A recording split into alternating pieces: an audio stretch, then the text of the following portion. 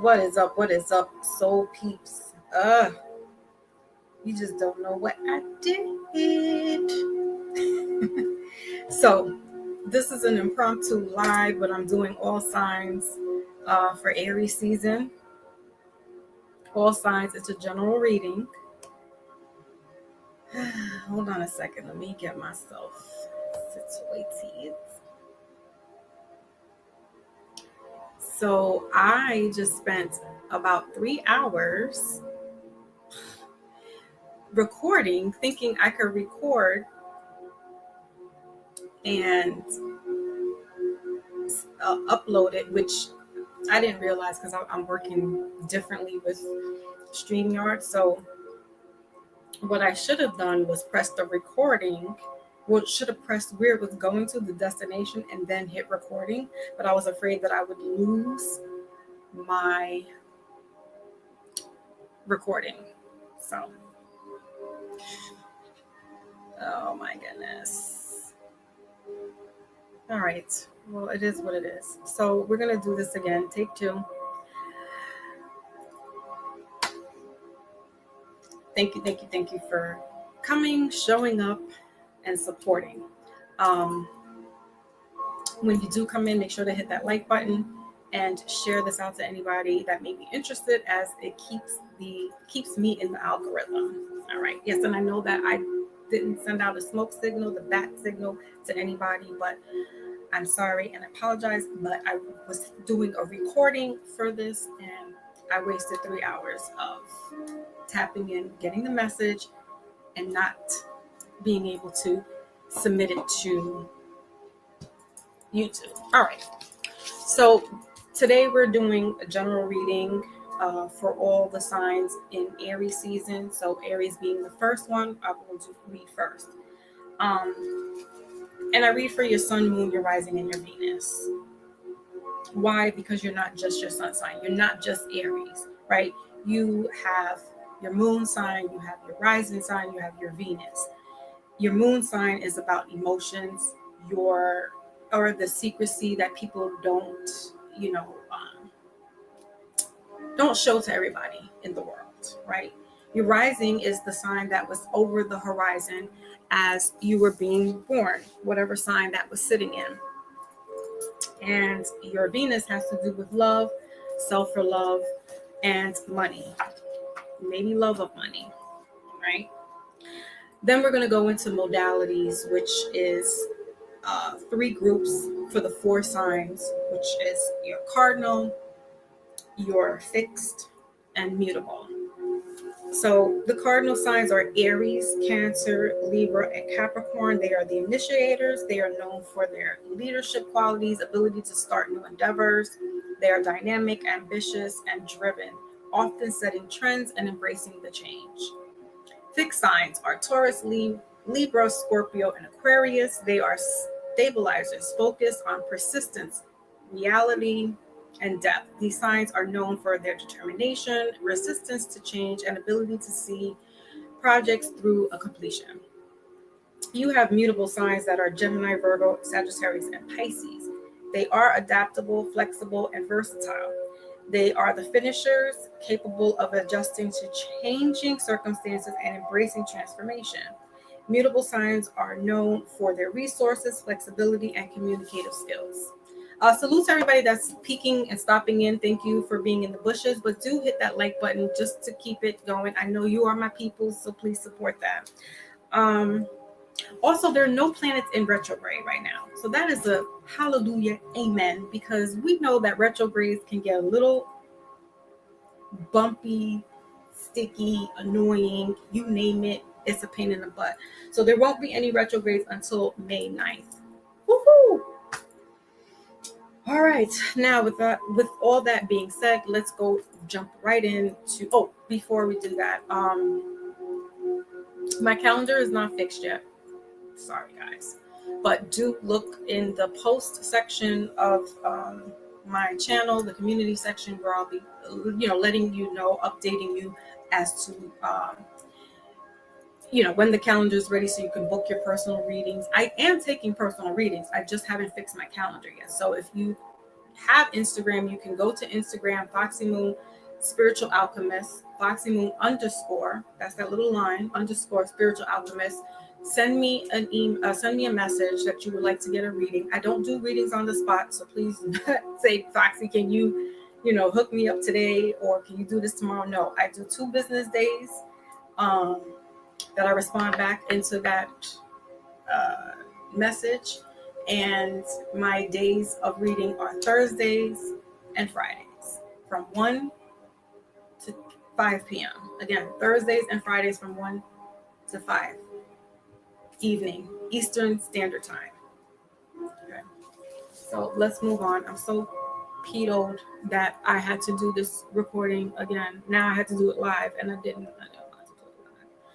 All right, so let's go ahead to Aries. They are the first sign of the zodiac, the babies of the zodiac, if you will. They are the cardinals, so they're the leaders. They take charge. They do what they have to do. For all intents purposes, they're pretty cool people. They don't really have too many issues relationship wise. They love their family, have a good time. And that's it, really, about Aries. Okay, so let's see what's going on for Aries in their season. Sun, Moon, Rising, and Venus. Ooh. Salute to everybody coming through. Appreciate you guys. All right, make sure to hit that like button. That definitely helps. And if you do want to support any of these messages are resonating with you, you can go to where the scroll is, and that's my information for a donation. No donation, big or small, will go unmined, right? All right, so Aries, you have sadness and isolation here. That is your card. Changing times, middle of the deck. Bottom of the deck is new vitality. All right, so you going through some things. You might have went through some things the last 3 weeks, last 3 months, last 3 years. Okay, Aries, where isolation is protection from people, places, and things. Yes, it's going to cause sadness. Yes, you'll be going through some changes emotionally, but know that new vitality, new beginning is happening for you during your birthday season. Okay, and anytime we see rainbows, that is letting us know that it's not just the LGBT, but this is God's covenant, God's blessing, if you subscribe to that, letting us know that we have a new beginning.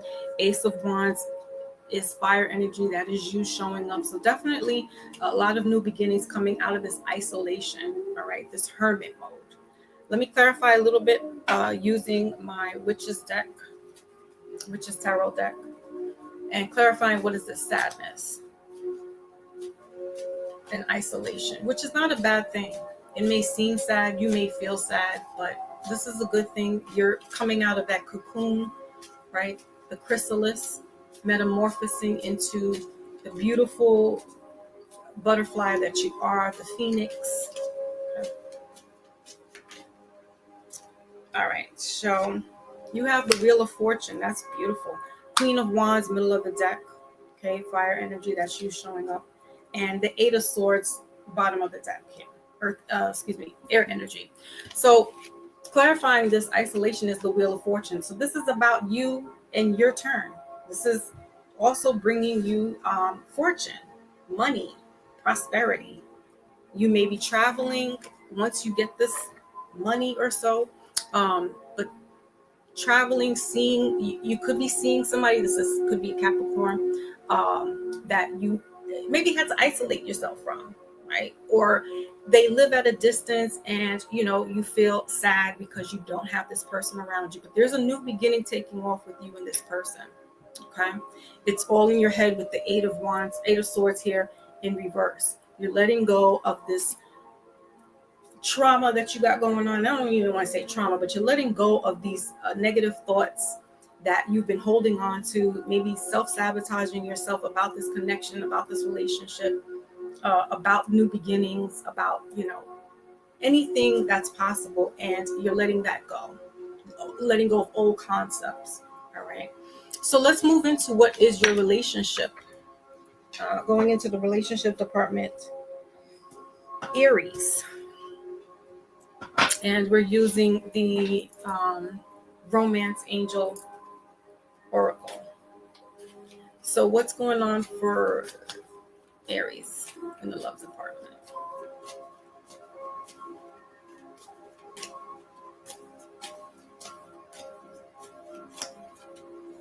All right, so you guys have reaching out. So at a distance, if somebody's at a distance, obviously you're going to have to use other forms of communication. Reaching out. We got free yourself, middle of the deck, and bottom of the deck is friendly support in reverse here. So with this reaching out, it's definitely trying to make a connection. If you're not with anyone at the moment, there's an opportunity for this to happen. This person could, again, like I said, be at a distance from you. They could be in another part of the country where you live, or in another part of the world. And, there's this connection that's happening between the two of you. So how you're going to do this is you're going to have to figure that out. I can't tell you how you're going to, what you should do as far as meeting with this person. But there is an opportunity here for you guys to connect or maybe reconnect. Bottom of the deck here is the friendly support. Fairies guide and friends give aid. All right. So if you have some fairies helping you out, all right, so be it. And listen, when I say butterfly and stuff, they have the little wings too. Listen, anything is possible now with the way things are going and aliens showing and whatever. But letting your friends help you, even if you need that like emotional support, an ear to bend, or in regards to your relationship, or just speaking to this person and letting them know you're there for them. You want to connect, you want things to run smoothly and move forward. All right, what is this reaching out?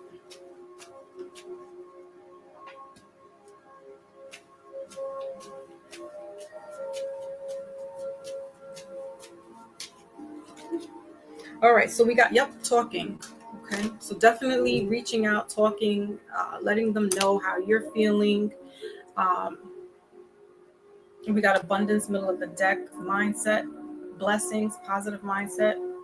Just, letting go. We got the twin flames here, bottom of the deck. It's a union, polar opposites. This person is the yin and yang. You are the yin and they are the yang, or vice versa.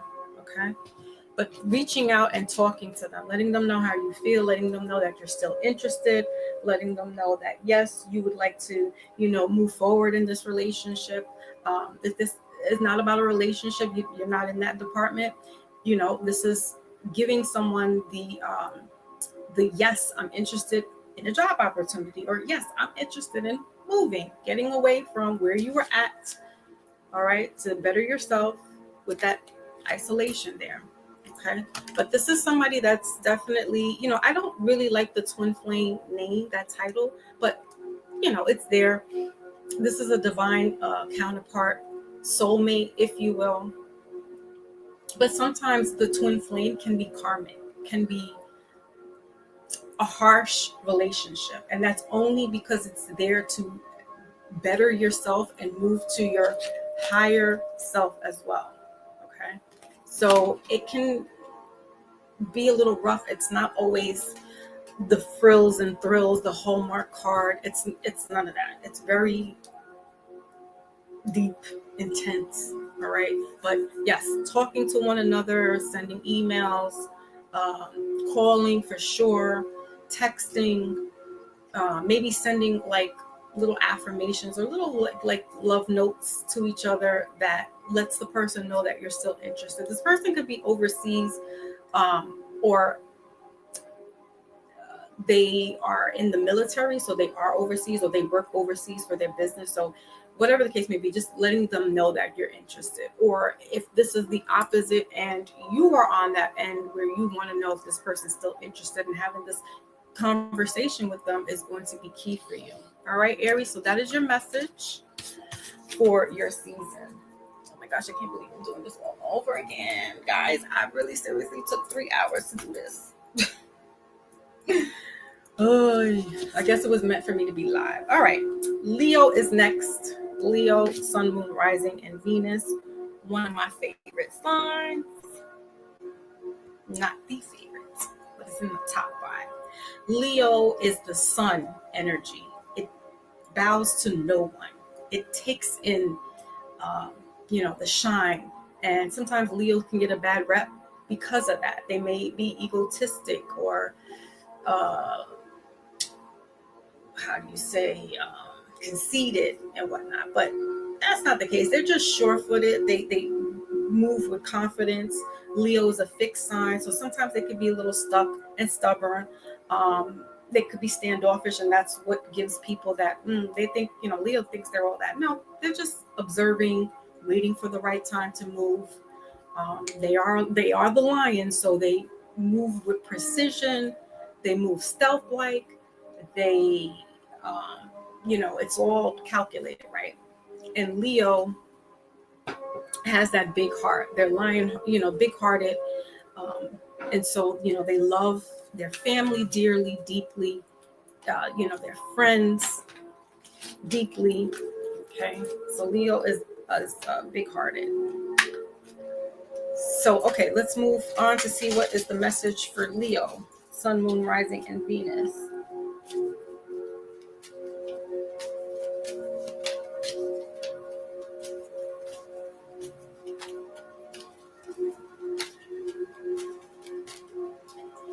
Okay. So you have your opportunity beckons. All right.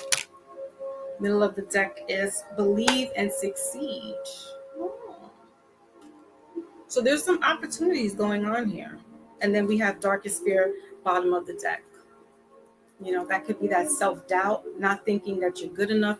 We are coming out of a full moon in Libra. So this is your turn. All right. As we see this full moon here, crowning your crown chakra, or the pineal gland, your third eye. So, trusting that there's this opportunity happening. Whatever you've been putting forth and depositing, it's going to be coming back to you. The things are going to be opening up for you. You got number 4 here. All right. So that number is about building. It could be like a stubborn number as well. But 4 is about building. It's could be also dealing with being boxed in. And that's where that darkest fear is. You're probably putting yourself in this box when the sky is not the limit. You have the opportunity, Leo, to make things happen. Okay, mover and shaker. You guys definitely are also like Capricorn, like Cancer, like Taurus, in that boss position. You guys make great bosses. All right, let's clarify, what is this opportunity beckons? The infinity sign is right here on this ball as well. So yeah, it could be something karmic, a karmic lesson that had to happen where, maybe something with work didn't work out, and you keep bumping your head like, why am I still, like, why do I keep getting these type of jobs, or why do I keep getting this same type of situation with a relationship? Well, you have to go through it to realize that these are lessons that need to happen, and you move forward. Otherwise, you will continue to have these lessons, these karmic lessons that need to, you got to learn one way or another. Also, the infinity can bring abundance as well. And we saw that while I was shuffling. So there's this opportunity of abundance coming in for you. Okay, definitely opportunity, whether it be work or relationships. All right, what is this? Clarify this.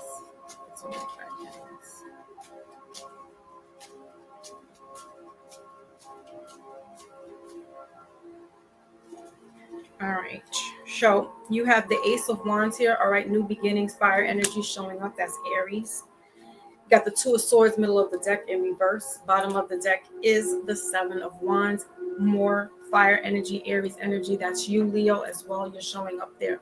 So yeah, I mean, what didn't work before is isolation is sometimes protection. Okay, so you had to been pulled apart from someone or something so that you can learn these lessons, have this new beginning for you, by design. Also, it's because of your work as well. You're realizing that certain things just didn't work out, whether it be a job, whether it be a relationship, whether it be friendship, family even, right? And protecting your energy here with the 7 of Wands, bottom of the deck, protecting your peace, because you also have the Queen of Cups here. All right, you could be like a husband, father figure, where you're protecting, you know, your family, rightfully so, and maybe looking to move them and yourself out of a place where this it's just not growing for you. It's just not happening. Maybe you're outgrowing the place, your home or business.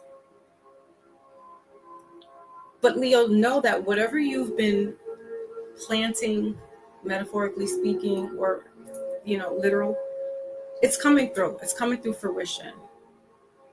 And yes, pretty much by the end of Aries season, which is like 2 more weeks or so, things, the door of opportunity, the window of opportunity is open. Will close slowly. It's not going to close completely, but just know that seize the moment. All right, seize the moment. Let's see what's going on in the love department. Okay. All right. All right. Using the Angel Romance Oracle. So, what's going on in the love department for Leo? Leo, you could be dealing with a fire sign like yourself, Aries, Sagittarius, or you could be dealing with a water sign, Cancer. All right, you also have the twin flame union here. Calling in your soulmate in reverse, middle of the deck, bottom of the deck is flirt. Flirty. All right, so heart, body, mind, and soul. You'll hear me say that throughout the course of the readings, because that's what we need to be complete with our loved ones, right? Not only our body, right? Not just the physical, the intimate, but our heart, our mind, our soul, feeding into that, right? It's good to be flirty and have the good times, but somebody that's going to be there as well as this helpmate, okay, while you're going through a opportunity shift, while you're going through a realignment. Okay, let's clarify, what is this twin flames? And again, I don't really like to use that term, that wording, but it's there. It's I guess pop culture, new age culture, that they throw it in. So just keep in mind that twin flame can be a very tumultuous type of relationship and not so much a romantic one. Okay, so we got sword and rose, just as I was saying, not a romantic one. Middle of the deck is the key on the ring, many options, one night stand. And then we got grounding, stability, security. Stability and security, performance, growth, and endurance, bottom of the deck. All right, so clarifying this twin flame is the sword and rose, clarity and truth, revelations, honor, protection, and determination. Yeah, I feel like you're protective of this relationship, Leo, or they're being protective of you. You can be a little overprotective, but rightfully so. You are the lion, so that's by nature. You're gonna do that. Anytime we see swords, that's about communication, that's about clarity, that's about justice, that's about truth. So you wanting to talk to your partner, your spouse, your significant other, just about things that need to be spoken, especially right now, because this is like a pivotal, y'all know what I'm trying to say, very important part in your life, that is going to be beneficial for not only just you, Leo, but for everybody else in the family, right? So having these heart-to-heart conversations with each other is key. Being truthful, transparent, if you will, and some revelations may occur even as well, like, wow, I didn't even know that this person really feels this way, or whether it's good or bad. Wow, I didn't know this person really can show up for me like this, and I really appreciate it while I'm going through what I'm going through, right? So honoring and respecting the relationship. All right, Leo, so that's what I have for you. Good luck, because that's a pretty, doozy aspect going on. All right, so Sagittarius, Sun, Moon, Rising, and Venus. Sages. Sag is, I call them my peculiar little creatures, because they're just so unassuming, and you don't know that 1 minute Sag could really flip the heck off. And you be like, whoa, Sag was like that. Yeah, Sag turned up. They're a fire sign. Don't get it misconstrued. Also, they are mutable, so they, fluctuate through energy. They're not as fickle as a Pisces or Gemini, because those are mutable signs as well. But, they can be a little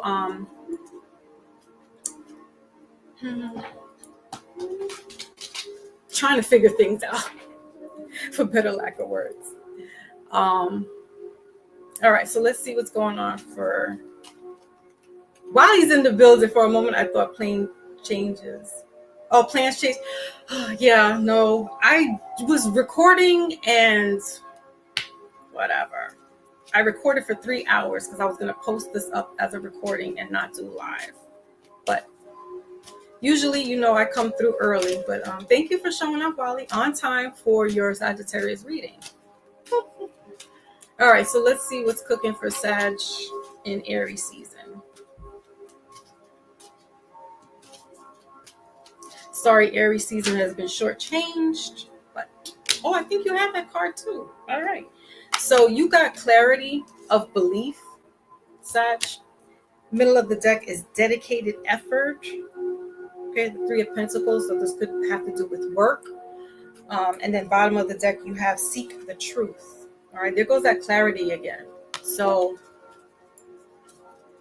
cutting to the core of what is, we're just coming out of this full moon in Libra. So that's about truth. That's about seeing the light. That's about justice, fairness. All right. So you're having this clarity of things that you probably doubted before that is making sense for you now, whether it be work or in a relationship. The butterfly here showing right there is letting me know that this could be a nod to a spiritual or rather an ancestor that has transitioned over, or a departed loved one that's transitioned over, that's guiding you. So it's like, okay, you didn't see butterflies for a while or whatever, and then all of a sudden you're driving or you're walking and boom, or there's a show that comes on and it's like a butterfly just right in your face. That's letting you know that you have your loved ones guiding and supporting you during this seeking knowledge, seeking truth, seeking clarity. And I feel like this is like the helping the betterment of you, if that makes sense. We got simply love underneath this seek the truth. So, maybe doubting a relationship, doubting possible possibly getting into a relationship, maybe losing hope, losing faith. But clarity is coming around for you. Okay. And windows of opportunity are opening up. Something like what's going on with Aries. Okay, so Aries is bringing this clarity and windows of opportunity. Or was that Leo? That was Leo, my bad.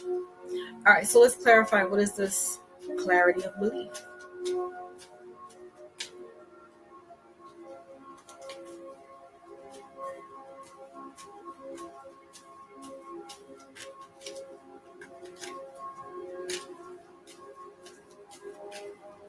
Okay, so we have here the Nine of Pentacles. I call it the Sasha Fierce.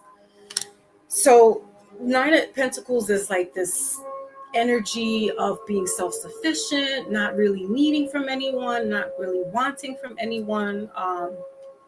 All your ducks in a row, your pentacles are all, up to par, good savings. Also being grounded not only has to do with money, but just being grounded. You're self-sufficient within yourself.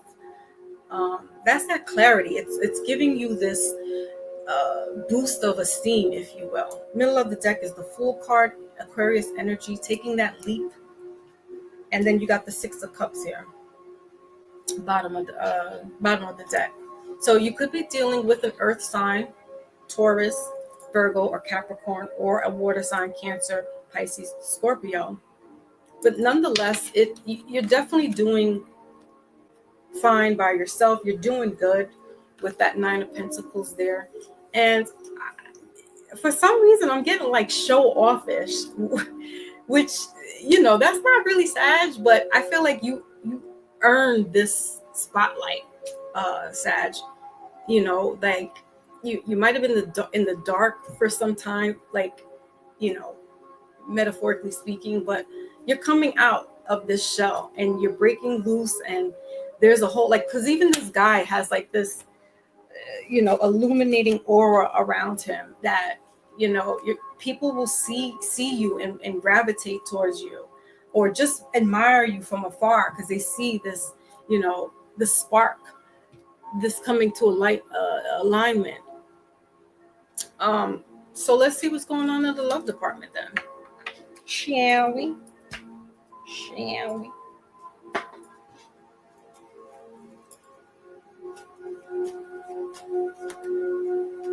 Well, that was quick. All right, so we got disguise as your card here in reverse. Somebody could be hiding. We got finances and careers in reverse. Don't think that's anything. They may have like a finance issue, because right now, Sag, like I said, you got the Nine of Pentacles there. You're moving on up to the east side with the deluxe apartment in the sky. All right. We got flirt here, bottom of the deck. All right, so someone could be playing like this little cat and mouse game with you, or just being shy, or not knowing how to approach you, because again, you're shining. All right, you are definitely glowing with this aura, this assertiveness, this sureness, that they may not know how to approach you. They may not know how to talk to you. Okay, wearing a mask, some elements of the relationship are hidden. Okay, now if you are in a relationship, this full moon that just we're coming out of that energy. Anytime we see a full moon, that has to do with endings, right? Anytime we know about the moon shining, period, even if it's a new moon, that is a luminous. That's intuition. That is the secret side of things. And so you may be catching on, like, this person is just, wearing a mask. This is like a fake. This could be fake love, right? So what they call love bombing, and you're seeing that. You're like, nah, I know that you are just gassing me up because I'm doing good. I got a brand new attitude, right? And this person is just, they don't have your best interest at heart. They could be secretly, and this happens in relationships, believe it or not, they could be secretly hating on you because you're shining and they're not. I can't stand people like that. Like, we shine together. All right, we shine together. Let's clarify, what is this disguise? And for others, somebody's coming to their senses. They're realizing, like, yeah, we can shine together. But I don't know. You may have a little stalker, but not in the bad way. But somebody's watching you. They see you. Social media. I don't know if stalker could be used as like in the right term, but somebody's just watching. They see you blossoming. And this will continue throughout Taurus season.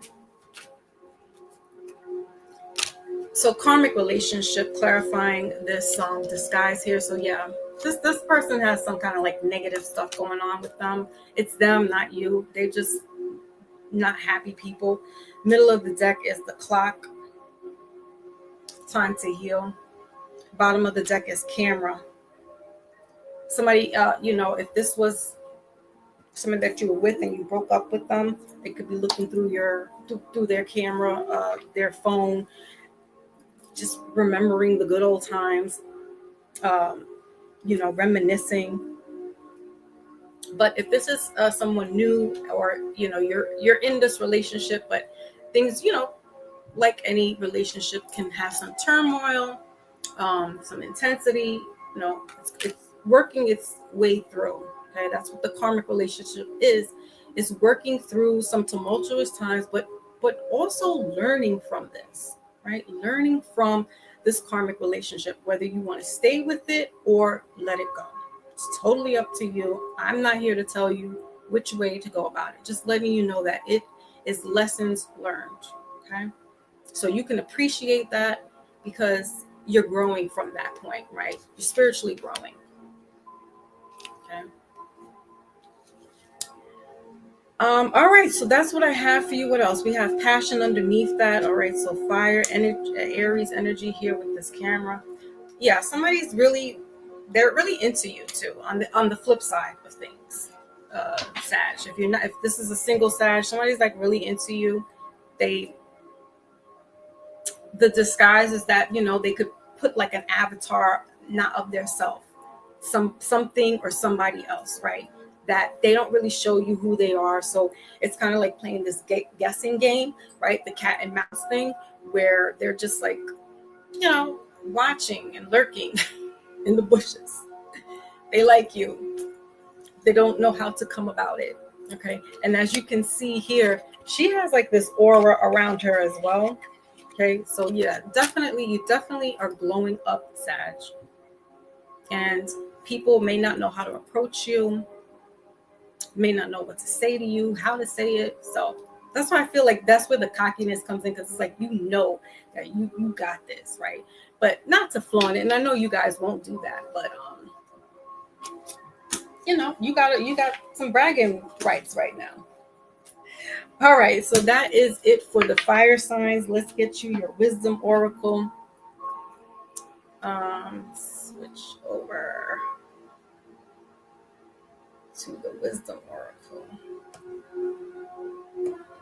for the fire signs. Okay.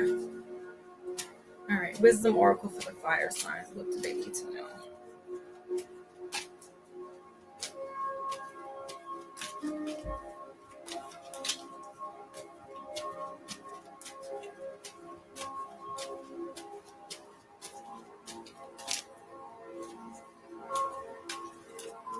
Okie dokie. You have the yang.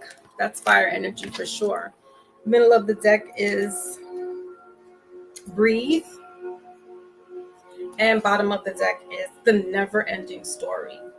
Okay. So there's that cycle, that karmic thing, if you will. All right. So we got yang and the number 1. So here's that new beginning again. Aries bringing that heat, but also the new beginning. All right. Fire energy, passion. You may have the wherewithal and the passion to release somebody. So that's the end of that story. That's the chapter closed. Of course, with that karmic, if that's what you choose to do and keep it pushing, then that's what you do. No love lost. It is what it is. But you're on a new path. You're on a fated, destined path for whatever it is, to move forward, whether it be, for love for self, looking for love, or a job opportunity that suits you, that's best for you. Okay. All right. So fire signs, that's what I have for you. All right, let's move on to Earth energy. I'm going by the Gregorian calendar and whose birthday is coming up next. So that would be Taurus, Sun, Moon, Rising, and Venus. Taurus being one of my other favorite signs. I have 5, and I'm biased. All right. Taurus is a fixed sign. They are ruled by Venus, so there's that love there. They do have a big heart. They almost to a fault have their heart on their sleeve. They do unto others. They are the doers. They help, but it doesn't get reciprocated back that way. And so they get their feelings hurt. They get emotional, and that's what drives them to go a little mad, right? And rightfully so, because their love, their participation, their dedication sometimes gets taken advantage of because, by default, they're there. Good friends, good family members, always fortunate with getting money. These guys are the number one in the zodiac and numerologies, from what I was reading, that they get money. It don't matter how legal or illegal, they get money. So they could also be in a boss position, like literally, like in a work environment. And fixed energy. So yeah, they're stubborn. They move to their own beat. And sometimes they drag it out. And it's like, look, Taurus, you gotta shake and move, all right? Okay, so let's see what's going on for Taurus, Sun, Moon, Rising, and Venus in Aries season. All right, what does Taurus need to know? So we got share the love. See, but then when you do that, it's like, all right, so share the love here. 3 of Cups. And then we have find the balance. See, and that's what you have to do, Taurus. Find that balance. And bottom of the deck is the Fool card, all right, with trust. So, before you go and take your leap of faith, slow down, Taurus. Assess, reassess, okay? Sharing the love. Do you want to be sharing the love with multiple people? I mean, look at all these people in the background. Like, think about one person, right? One person. You got right underneath the trust or the Fool card is dedicated effort. So if and when you find that one, that's where you pour into, okay? Not sharing it out to everybody and anybody just because you're feeling good at this moment, because this energy is going to be making you, Taurus, feel good. But trust your instinct and preserve that love, because it is golden. It doesn't need to be spread out to everybody. This is just me. If you want to share it, so be it, but use caution, because you know how you guys get. Let's clarify, what is this share the love? Or somebody could be sharing the love with you. This could be a water sign, Cancer, Pisces, Scorpio. They want to share their love with you. Somebody may want to but propose, Taurus. So be on the lookout for that. Or you're taking that leap of faith, like the Fool card, and starting, a new beginning in love and wanting to propose to this person that you're involved with. All right, so what is this share the love? Okay, fire energy. So you got the 8 of Wands here. That's communication, divine communication. Middle of the deck is the 5 of Wands. So more fire energy. And bottom of the deck is the Moon card. So Pisces and Cancer. Okay. The moon, like I said, was full. The 30th, the 31st, and the 1st last night. Bringing endings, right? But it's also in the sign. It was also in the sign of Libra. So that's justice. That's truth. That's seeing the light, the luminous light of the moon, right? Divine communication, Archangel Gabriel bringing a message for you. That's why I'm saying listen. Yes, listen with your heart, but also listen intuitively. Like, not just sharing it out to everybody, because there's somebody there that doesn't deserve that, and you may be pouring into them. We got Cancer right underneath that with the Chariot here in reverse.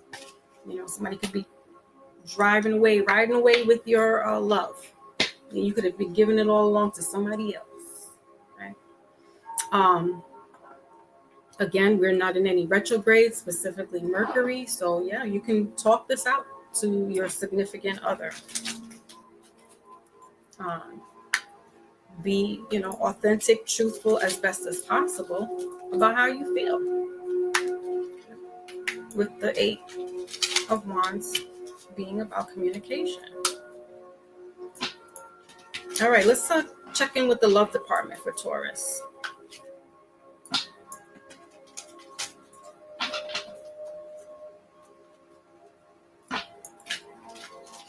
Okay. So let's see what's cooking for Taurus.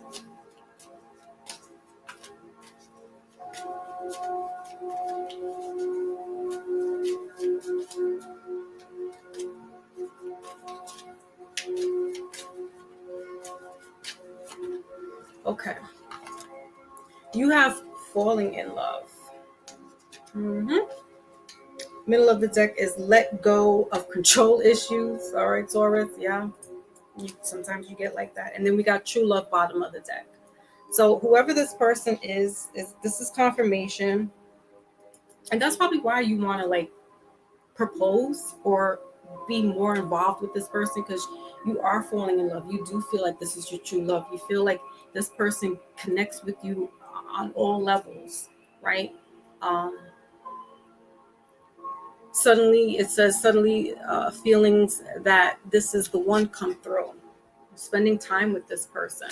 And maybe, having that open line of communication also brings you closer. All right, so you're like willing to open up and share your heart, share your love with them, or vice versa. They want to do that with you. All right, let's get a clarifier for this falling in love. Taurus, I like this for you. There's a lot of love going on here. We got paradise and addiction.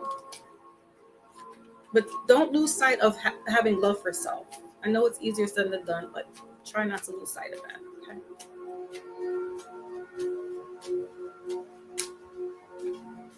Is that a horse there too? Oh no, that's a motorcycle. Things could move pretty fast and rapidly with this feeling. So again, you want to try to trust this process, but also be grounded, because this energy is going to move really fast, and it could be like this whirlwind romance. The energy moves fast. Somebody could be saying I love you within, like, I don't know, 3 weeks, 3 days. I know 3 days is a bit much, but yeah, that kind of thing, moving kind of fast. 8 days, 8 weeks, 8 months, 3 months, something like that, where it's normally not. You're just like, no, I don't say those things. But here we got clock ticking. All right, with this falling in love, we got passion, bottom of the deck, and separation here. So could be somebody that's, again, at a distance. Distant secret lovers is what I'm getting. What? In my head, I just heard that. Secret lovers. That's what we are. Okay. Whatever floats your boat. I don't judge. I ain't judgy. Hold on, because these cards just are all mishmangled. But you got needing time, cycles take time to heal. So that's what I'm saying. Like, be cautious. Maybe you might want to, I don't know, put somebody in their place, as far as, and not in a negative way. It's just like, are you sure you really love me? Or is it that you really, really like me a lot and you want to be with me, right? They may be falling in love too fast with you, Taurus, because you're the charmer, you're a sweetheart. You're indulging your love or your affection towards these people. So they're just like, I love Taurus, and it's like, pump your brakes. Like, I just think you like me a lot, right? So just realizing some things, it's harmless, but you just want to make sure that this is all right, and this is all divine timing. Okay. Or this could be you, Taurus. You feeling for somebody, energy is pumping high. It's pumping high there. Okay.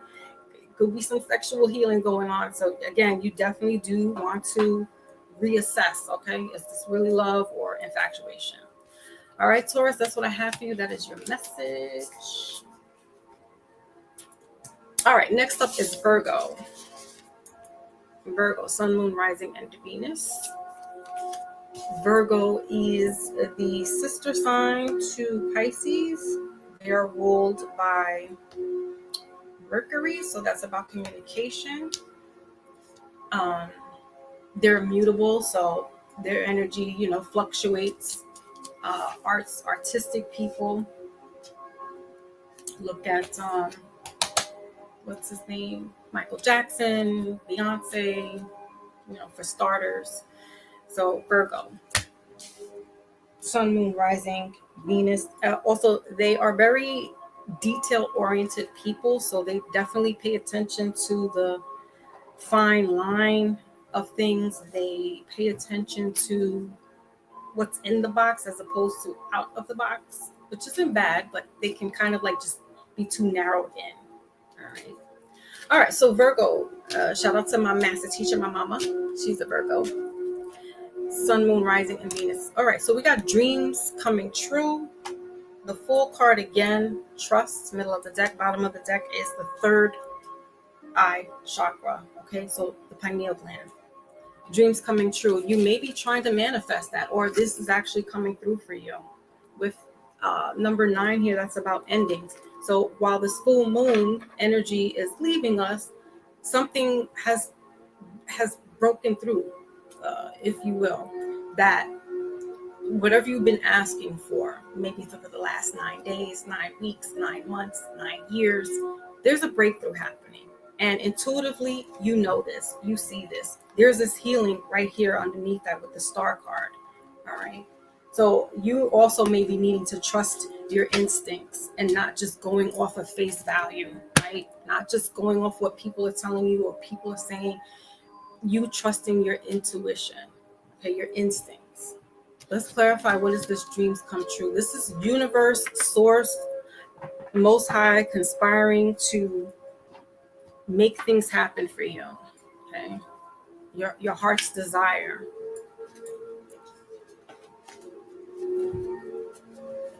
All right, let's clarify, what is this?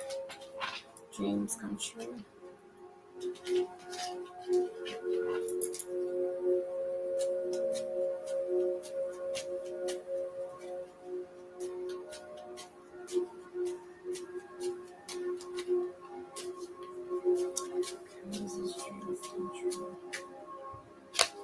So we got the 7 of Wands here for the dreams come true. That's clarifying that. Middle of the deck is the Queen of Cups. So Cancer energy. And then bottom of the deck is the High Priestess, Pisces energy. So water sign, Pisces is your sister sign. So the dreams come true, and the 7 of Wands here is that protecting your energy. It's what you've been working towards. Like I said, whatever you've been dreaming about, right? Your heart's desire is coming through. 7 is a highly spiritual number as well. So again, trusting your instinct. You might want to work on your third eye, your pineal gland, listening to the Hertz frequency like I am on YouTube or any app that you could download that has the Hertz, and just tuning up your body, tuning up that chakra so that you really can trust yourself more so than anybody else, right? Because seeing is believing, but you also have to trust your instincts as well. Trust that things are working in your favor. All right. And with the High Priestess here, bottom of the deck, that's very much so esoteric, spiritual, occult knowledge, hidden knowledge. Not that that's bad. I'm just saying that there's a lot of spirit, psychic stuff going on, and it's tapping in with you. So you tap in. All right. Let's see. Let's go on to the love department for Virgo. Sun, Moon, Rising, and Venus. You could be dealing with a fire sign or a water sign, Pisces, Cancer specifically. Fire, Sagittarius, Aries, or Leo.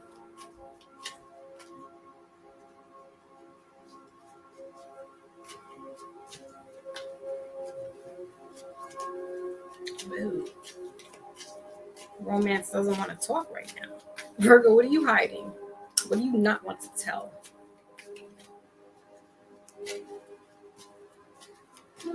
Virgo says, mind your business. All right, we got to stay optimistic about your love life. That's why, because you're like, man, I don't know. We got natural evolution, middle of the deck.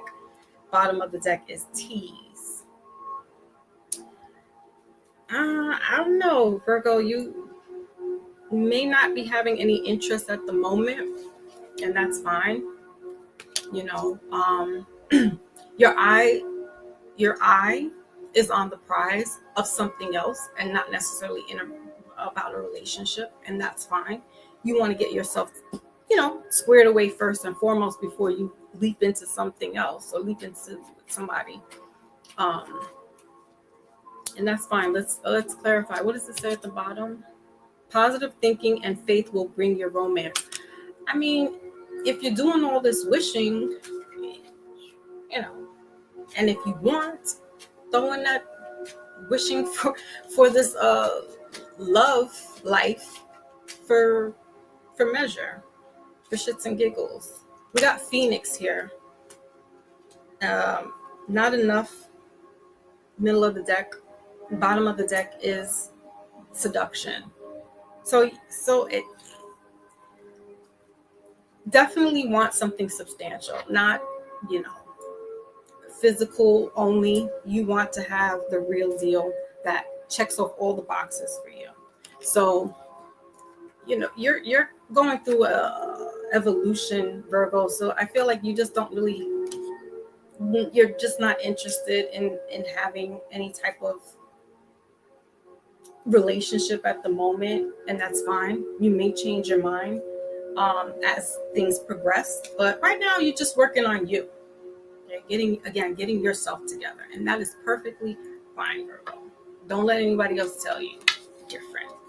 And if there is somebody that's of interest, don't let them try to hoodwink you into moving fast and wanting to, get things on and popping. No, you move at your time. Okay? When you feel comfortable and you feel that it's right. But that's why you got to work on that intuition, because it will let you know. Okay. All right. That is it for Virgo. And we are on Capricorn, the last of the earth signs. Capricorn is the patriarch of the zodiac. They are the goats. They, like Taurus, get that money. They could be a little stingy, like Taurus as well. Be a little frugal, but I trust and believe that they do splurge on their family and friends, especially like their loved ones. I mean, if they're in a relationship, they are spending. They're going to make sure that their person is happy, doting off of them. Again, cardinal signs, so they take the initiative, they're leaders, right? Etc. All right, so let's see what's going on for Capricorn. Sun, Moon, Rising, and Venus.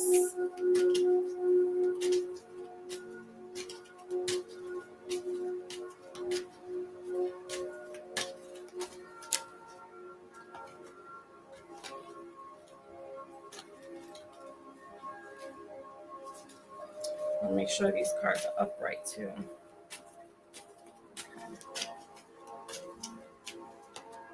Okay, so Capricorn, you have awaiting results.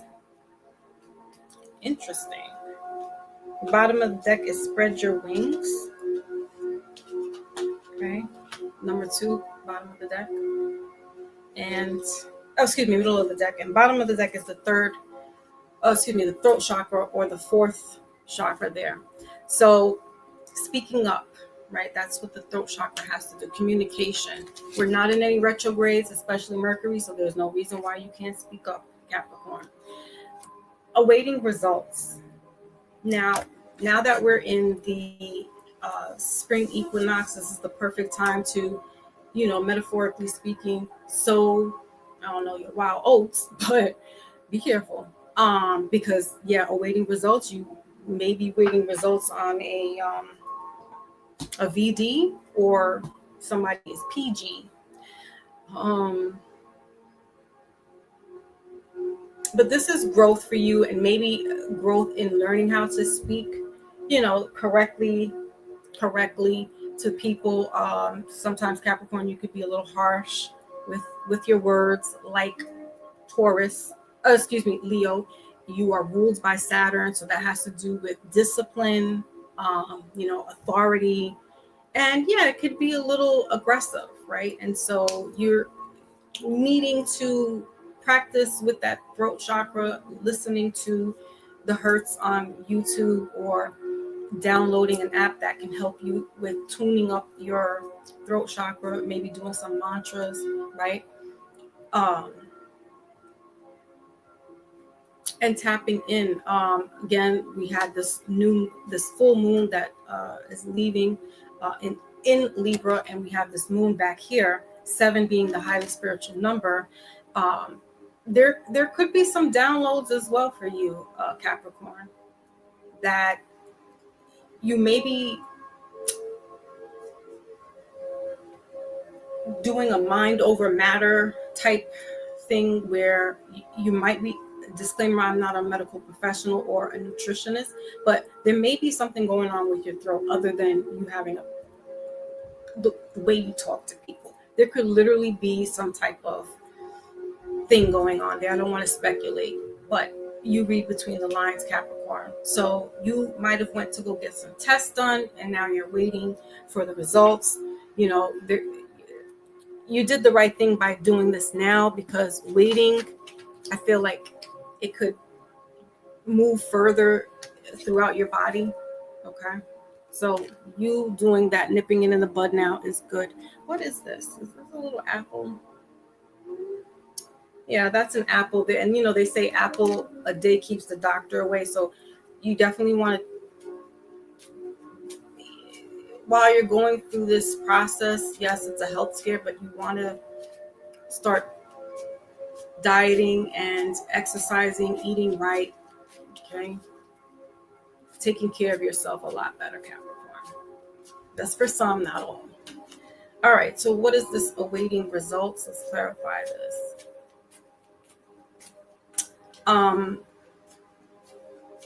For other Capricorns, it's getting out into the elements, grounding yourself now that we're, entering warmer weather in the northern hemisphere, getting out there, touching some grass, as they say, literally though, for real, and getting grounded, because the throat chakra also is about grounding. You could find crystals that help you. You can wear that around your neck, that help with being grounded and being able to express yourself, like, I don't know, correctly. Okay, so we got the High Priestess again. Middle of the deck is the 6 of Cups. So this could be a water sign here, Pisces specifically. And then we have the Fool card, bottom of the deck, Aquarius energy. So new beginning. High Priestess, as I mentioned before, that energy has this hidden knowledge. All right, after this full moon, you may have been getting an inkling, and Monday, Tuesday or so, you're just like, you know what, I'm going to the doctor. So there was this awakening for you to, like, I need to, change up, get a hold of my health, and you may be worried, and so this is why you're like, let me go to the doctor, let me make sure everything's okay. Right underneath this Fool card, we have the Knight of Pentacles, so earth energy again, just grounding too. For some, you may just need to be out there grounding yourself. That's part of health. It's your mental health. Okay.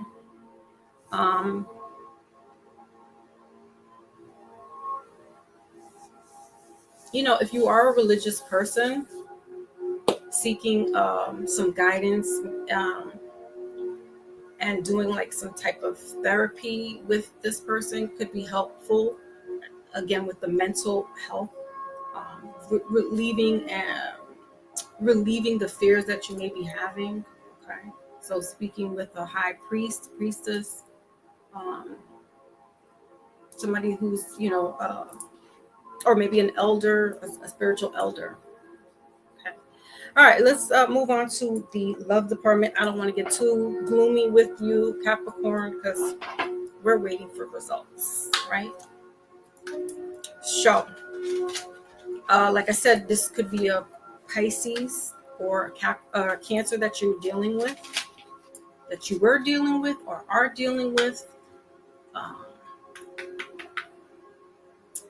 this could be like a online type situationship, and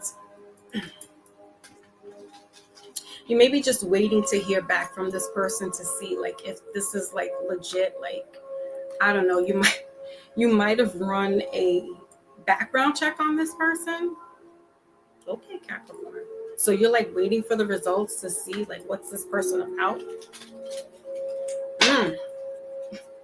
Okay. Because like intuitively, like there's just certain things that may be catching you off guard, and you're just like, that's not making sense.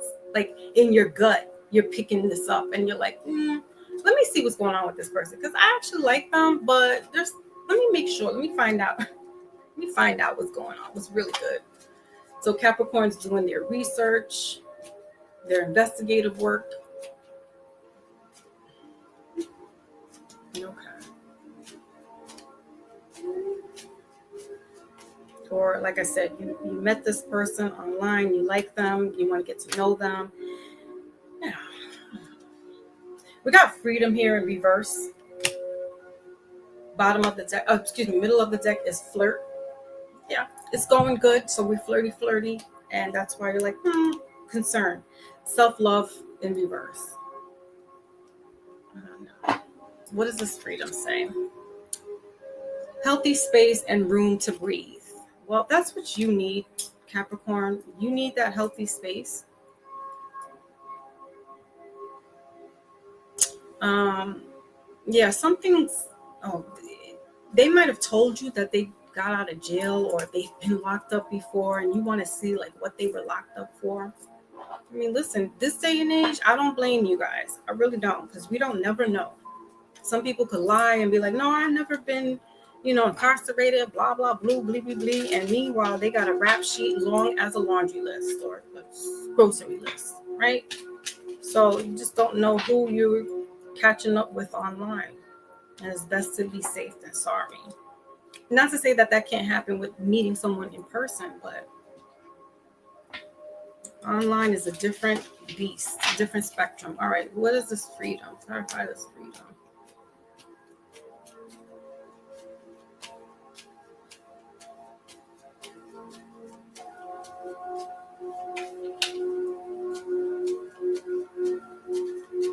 Waiting for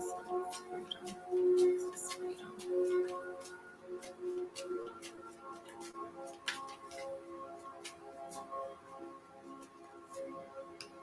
Okay, chaser. Self-indulgence. Time to heal, shadow work, middle of the deck. Bottom of the deck is seduction. Hooking up, temptation, third party, attraction. And the card here clarifying this freedom is the chaser. Fear of abandonment, chasing codependency.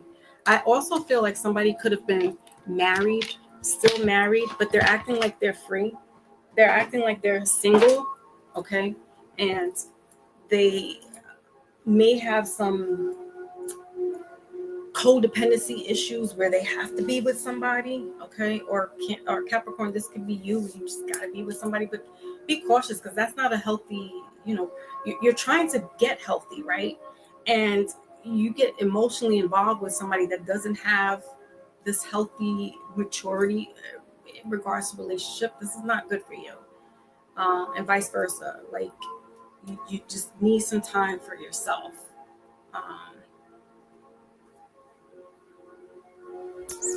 This also, if you are involved with somebody, you may be wanting to like break free, right? Have your freedom.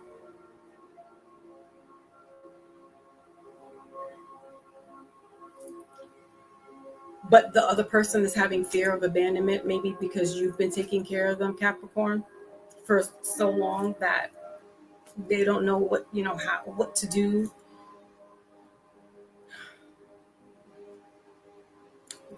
That sounds like a them problem.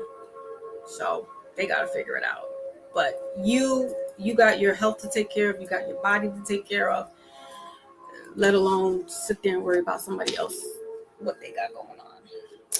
All right, Capricorn, that's what I have for you. That is your message. Let's get the wisdom oracle for the earth signs.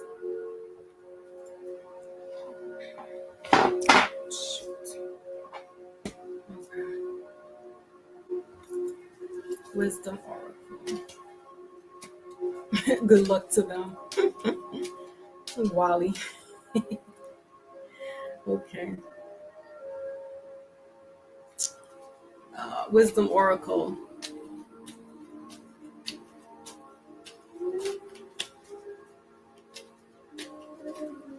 So for earth signs, we have breathe. Breathe. We got orphan, middle of the deck, and bottom of the deck is deep knowing. So for sure, Capricorn, right? Deep knowing, intuition. But breathe, we got 29 breaking down to 11, master number 11. So that's that intuition, right? This is that spiritual knowing. And yes, Capricorn, breathing, having this time with self. Taurus, all you guys, your earth energy, get out there into the elements, get out into your elements and sit, breathe, do the breathing work, the breathing techniques, maybe doing some yoga poses. If you can't get outside, try doing some yoga poses in the house that has to do with grounding, but be sure to do breath work. That helps. It relieves some stress. It really does.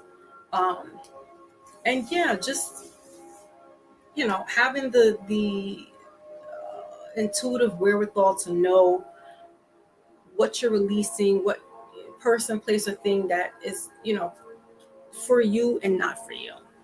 All right. Okay, so that is your message, earth signs. Let's move on to the air signs. So next up is Gemini. Sun, moon, rising, and Venus. Gemini, air energy. Gemini's birthday is coming up after Taurus. So Gemini is a mutable sign. Again, that's that fluctuating. They're the twins of the zodiac, so they can come off as, split personality or bipolar or, saying one thing, doing another. They, all the air signs are analytical. They deep thinkers and maybe even overthinkers.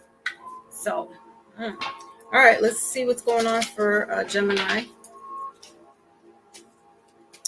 Aries season. Okay, so we got the Empress here, nurture. Middle of the deck is the Tower card, Scorpio energy, and the bottom of the deck is the Fool card and trust. So you got a lot of three major arcanas that showed up. So that's heavy, big energy there. Not necessarily bad, just letting you know that it's heavy energy. The Empress is Taurus and Libra energy, ruled by Venus. Okay. And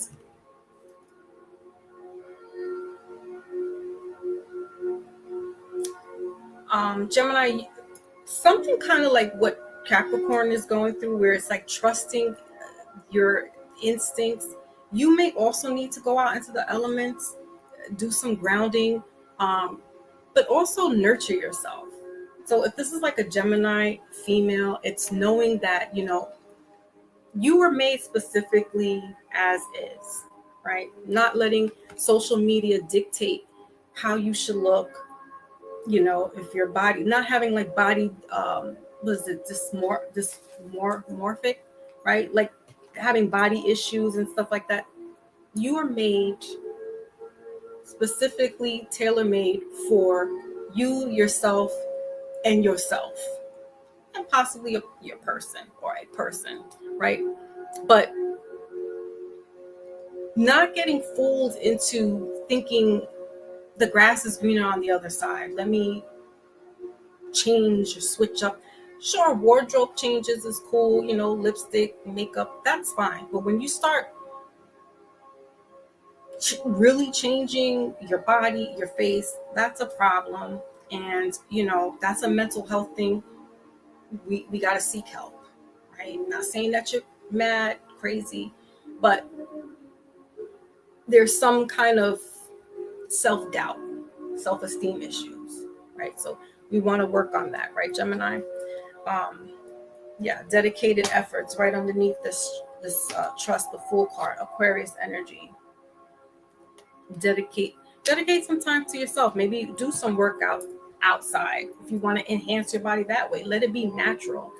Let it be, organic, not superficial and made up the way we see, these people in social media now. All right, let's clarify what is this, the Empress.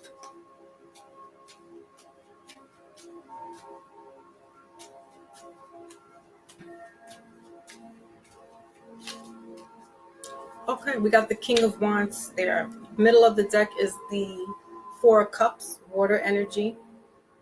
That's that feeling, that lack, not feeling loved, feeling sad.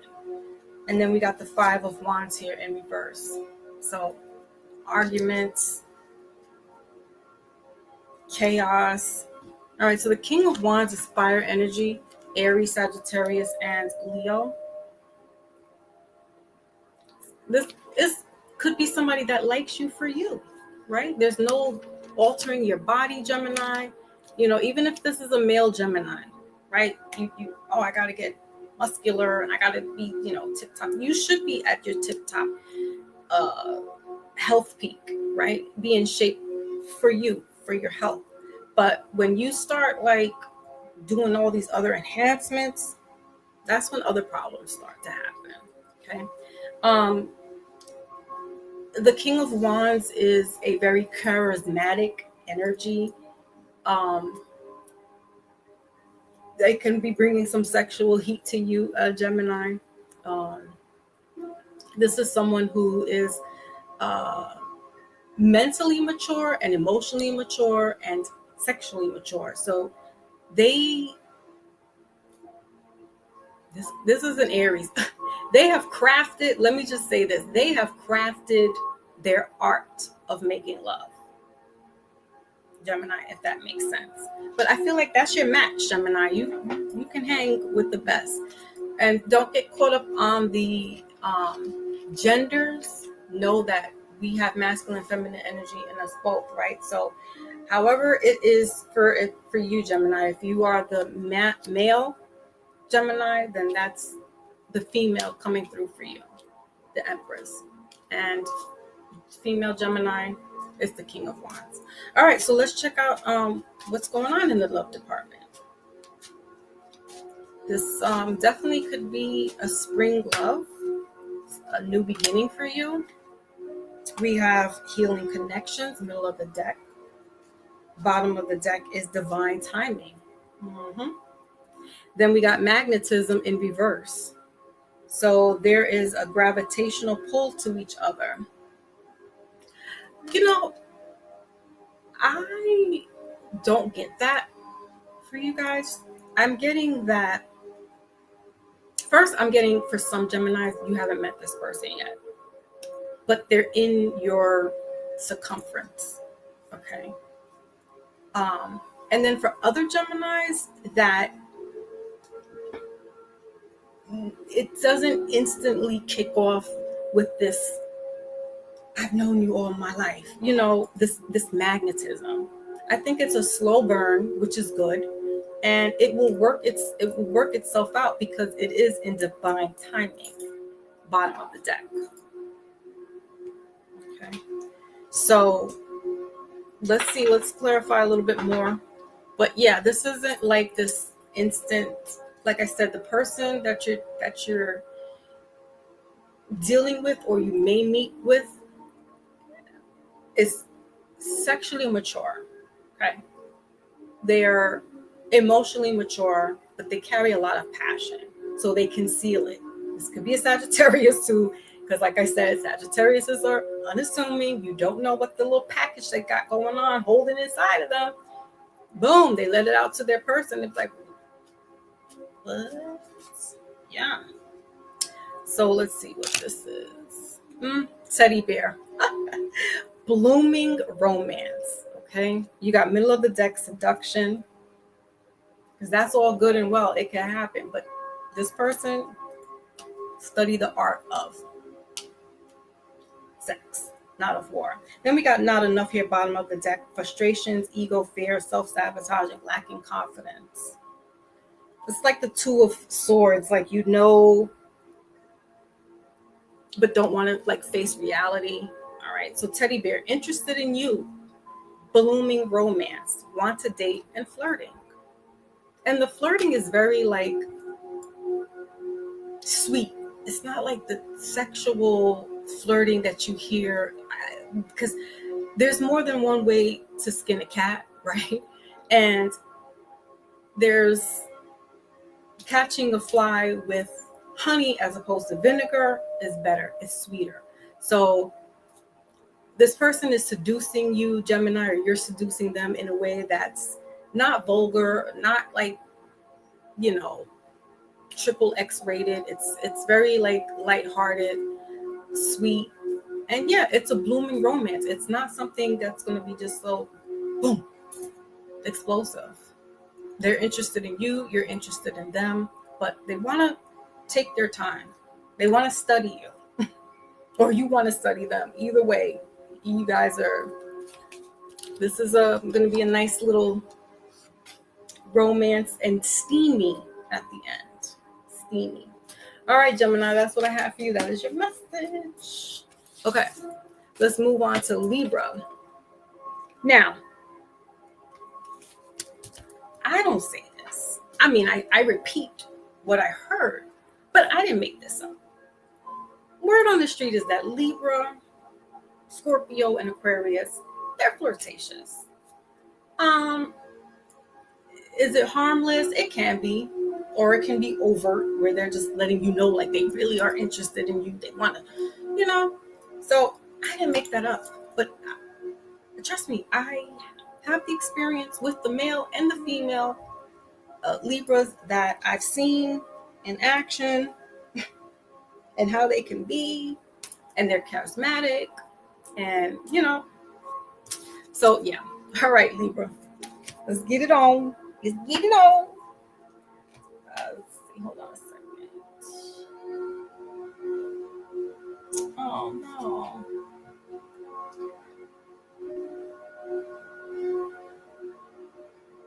Hold on, guys.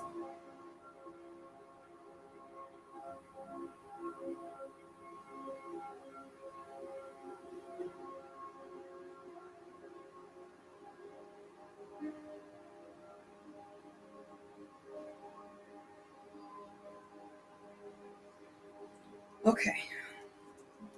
My children. All right, so Libra, let's see what's cooking for you guys. Sun, Moon, Rising, and Venus.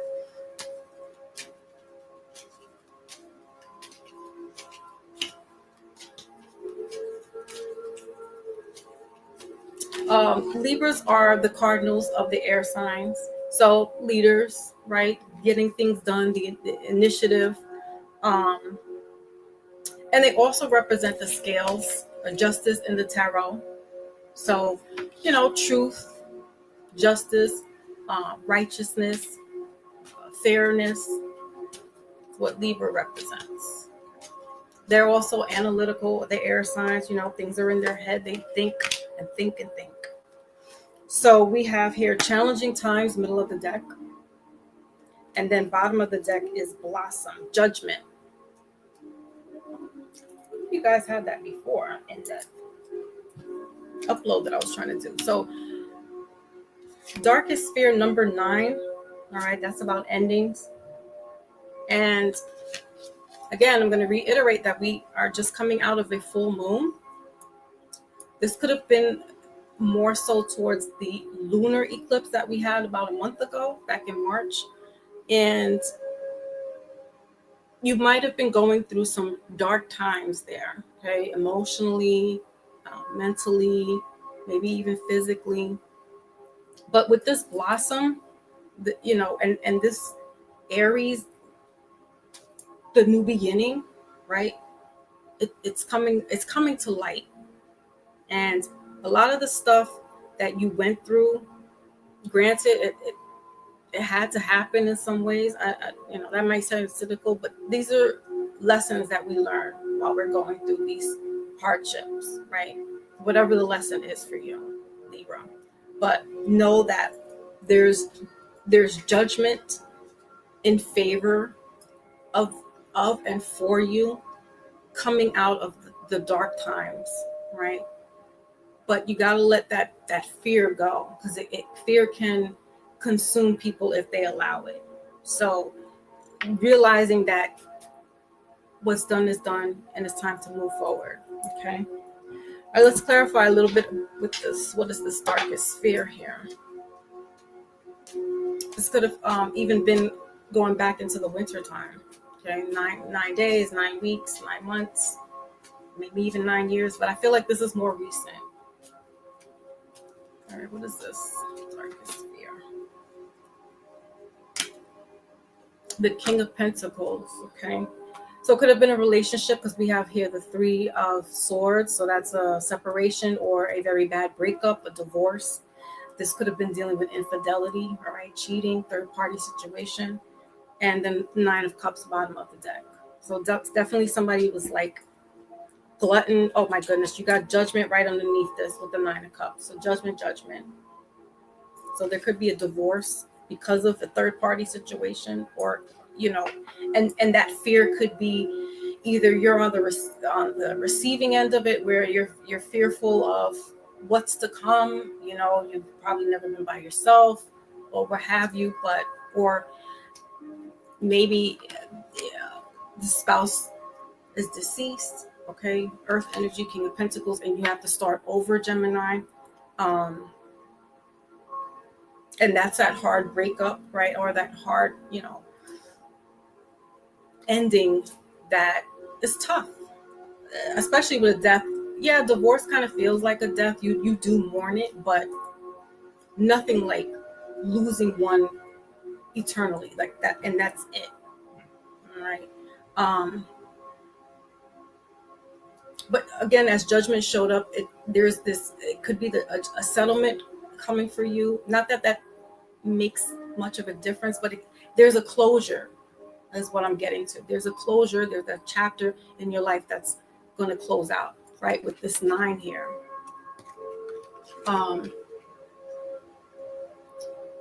The King of Pentacles is someone that is older, mature, emotionally mature, grounded.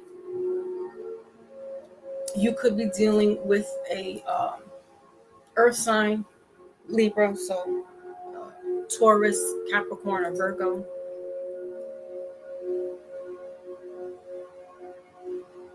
But I just feel like things will work out in the end. If this was a situation where it was a third party going on, there's this cheating, there's this infidelity. You gotta do what you gotta do. If you want to stick through it, so be it. And if you want to let that go, so be it. This whatever you want, but just know that whatever the outcome, whatever decision you choose to make, it's in your favor. It's in your favor. And however you go about it, seek guidance. Seek guidance. All right, let's move on to the love department, because for some, it could be some love going on. For others, this is an ending, whether it be through divorce or death. All right. You may be worried, Libra, of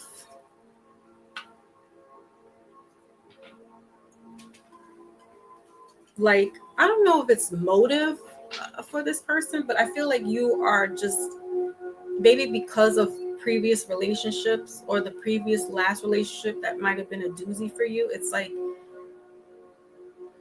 you're questioning this person, questioning the relationship.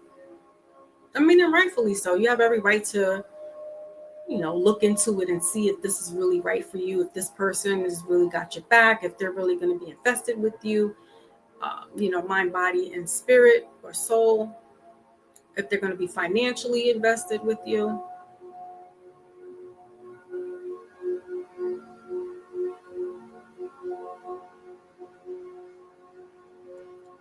This is someone that they have like a high standing. I don't know if they could be like a chieftain, or at their job they're really like high up on the echelon. So not that that has to do with the relationship. I'm just saying like this might resonate more if you know exactly what I'm talking about. Okay. Because this crown here that this person wears, okay, even is king. I mean, damn, you could be dealing with the king, okay, or queen, and then he's got like this crown, this moon crown here. Could be a Cancer, but that might be intimidating for some of you Libras. Like this person is big time, big wig. Um, so questioning that, like, can I handle that? Is this for me? All right. So the relationship here is self-love. Okay. So yeah, definitely first and foremost, love yourself first. Middle of the deck is it is safe for you to love. Okay. Open your heart to give and receive the highest energy of all. Middle of the deck. So there goes that questioning. Yeah, it's safe. It's safe for you to love. And then we got benefit of the doubt. Give your relationship a chance. Now, this is for those that don't want to give their relationship a chance. Others that are maybe wanting to work it through. Okay. And then for those that are waiting to see, what this is entailing,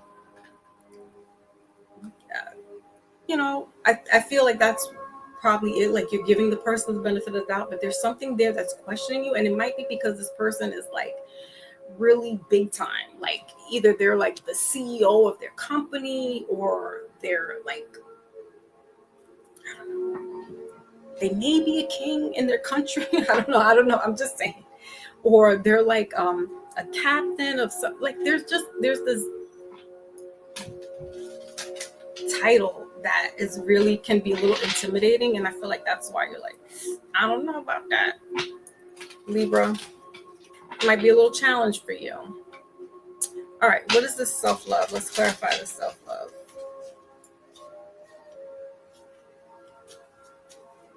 So for sure, definitely, checking with yourself, mental health, your physical health. If laying in your bed is what you feel like doing, you need to rest, so be it. You need the time to relax. That's what you do. That's a form of self-love, right? Being pampered, maybe going to get a massage, doing a sauna. All right. Whatever looks like self-love for you, Libra. All right. So we got camera here. Reminiscing, making memories, learning from the past, and perception. So yeah, that's what I was saying before with, maybe questioning. Bottom of the deck is coffin, so there's that ending there.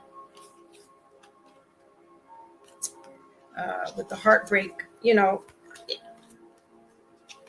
is unfortunate, but moving forward, right? It's learning from the past, the perception. Yes, you can reminisce. Yes, you'll have these memories and stuff, but you can't let that interfere with meeting someone new and getting involved with the person, like holding them to that standard. So just learning from the past and keep it pushing. Okay. All right, Libra, that's what I have for you. That is your message. So, okay, we got one more. Aquarius. Sun, Moon, Rising, and Venus. Aquarius. One of my other favorite signs. I love the energy of Aquarius. It's that ghosting. And I don't know if that's such a good thing, but it is when you really just like not wanting to deal with anybody, right? Um, they have they're the humanitarians of the group of the zodiac. They have that technology that the foresight of technology. Okay, I'm almost finished. Um, my little one's back home. Okay, so we have, Libras with that technology. They are a fixed sign, so they, kind of move to their own beat. They don't move like Taurus. They kind of like sit. They're really like the fix. Like Leo's a fix, Scorpio's a fix, Aquarius and Taurus. Those are fixed. But Aquarius is peculiar in that sense because they can move with the flow of things, but then they kind of like just sit back and just kind of like stay with it, think about it because they're air signs, and mull it over a couple of times before they really make some moves. And that's kind of like a Taurus energy as well. All right, so we got that out of the way. Okay, so let's see what's cooking for Aquarius.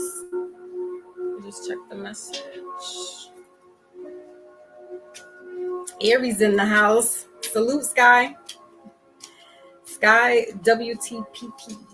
All right. So yes, Aries is in the building. I did Aries first. This is their birthday. So happy solar return. Okay, so Aquarius, what do we have for you? All right, so we got the Strength card. Okay, Leo energy control. Middle of the deck is Seek the Truth. Bottom of the deck is Seek the Hermit. Okay, the Hermit card. Virgo energy, and that's number 9. Okay, so your card here, Aquarius, is control.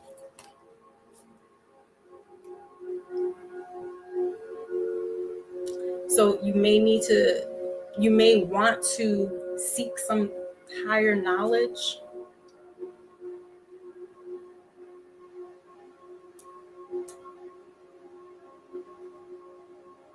Know that there's a ancestor or a dearly departed loved one that has your back. They're probably your guardian angel, so they don't really go anywhere. They stay right by your side. Okay? Especially when you're going through some challenging moments in your life where you're asking for strength and you're asking for courage, they're there. Okay. Also, I feel, Aquarius, you may need to control your emotional energy. Okay. Like try to find things that are helping you with Zen, doing some yoga poses, some meditation, some deep breathing. Okay. Or because you like to seek knowledge, finding things that'll help you with, this energy of emotion, this emotional energy, if that's making sense. You could be dealing with a Leo, which is a fixed sign. I think that's your sister sign as well. Disclaimer, I'm not an astrologer, so I don't really know all the placements like that. But yes, it's the sister sign. All right, so let's clarify, what is this control here? Number 8 has to do with abundance, but also has to do with karma. So, Strength card there. So, dealing with some karmic lessons. Nothing wrong with that. It's hard, but nothing wrong with it. All right, so what is this control?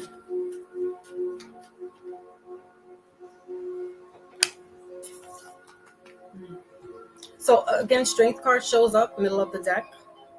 All right, Leo energy. Bottom of the deck is the Page of Wands. More Leo energy, fire energy. But your card for control is the 8 of Pentacles. So there you go, researching. Okay, Earth energy. It's researching. It's looking up things that could help you maybe control some anger issues. I don't mean to laugh, but I know I have to do that. All right. Controlling that inner voice. Some things don't require you to lash out and get all, buck wild and crazy.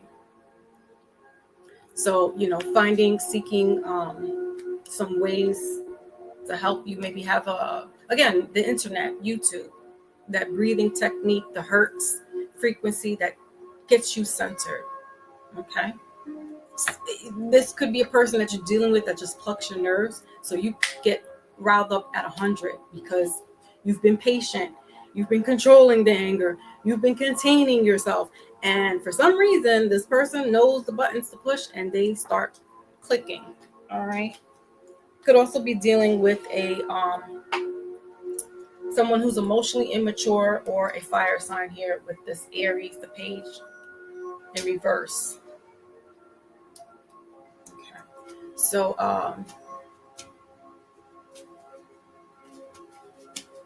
what is this? What's the message for romance for Aquarius? All right.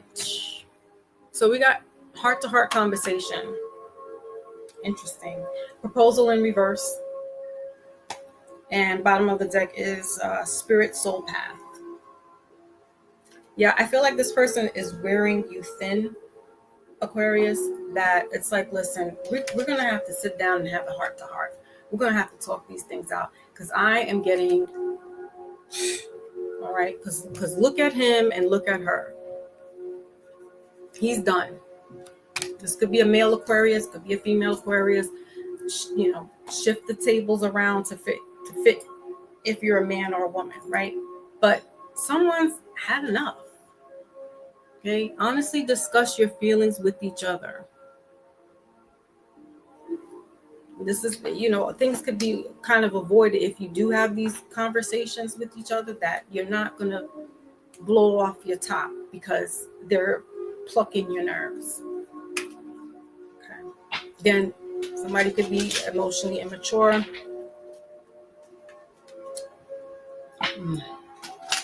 They got to figure it out.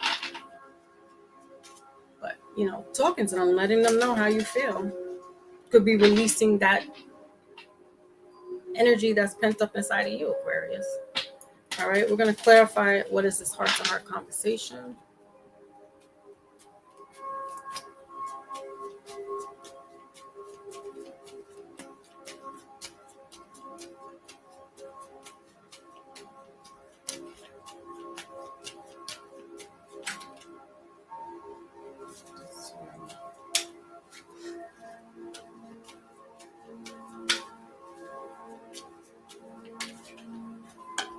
Okay, so we got grounding.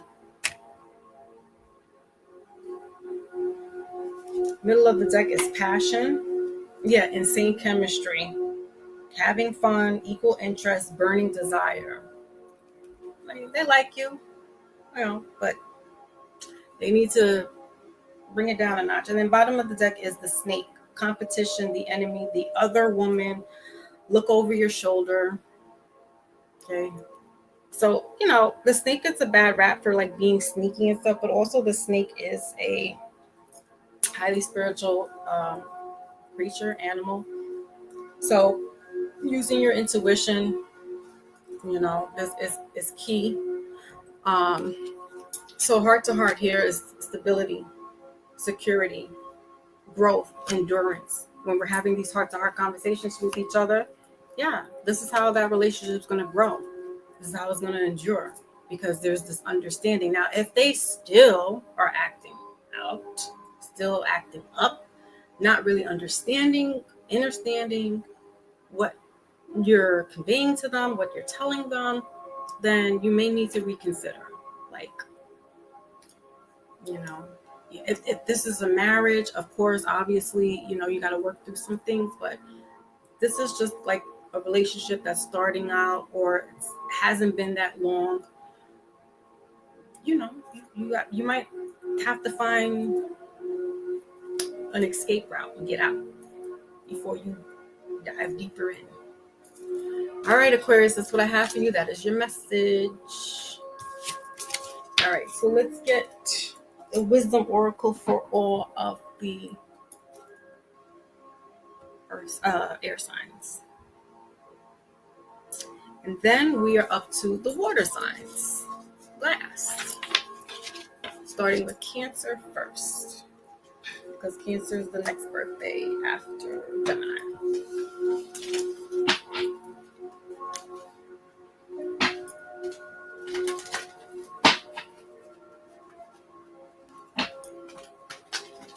Okay.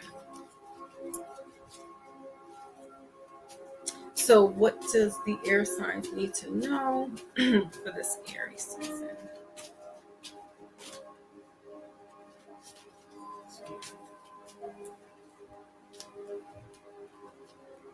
Alrighty, so we got community there. Middle of the deck is unfinished symphony. Bottom of the deck is all that glitters. Number 16, break it down to 7. All right, so air signs, you have community here. Number 8. So again, 8 has to do with abundance, also could deal with karma. Relying on your community, or maybe not even so much relying on your community, but knowing that you have a community base, whether it be family, friends, within your neighborhood, right?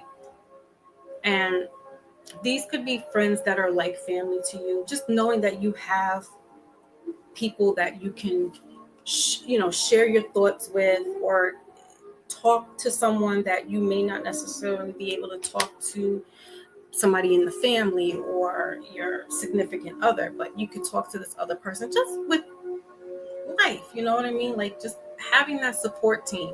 This also is about your spiritual community as well. The ancestors, your spirit guide, your deceased loved ones, right? That are all behind you. They're still there, letting you know that they have your back. Irregardless of, you not seeing them or not believing that they're not there, know that they are there.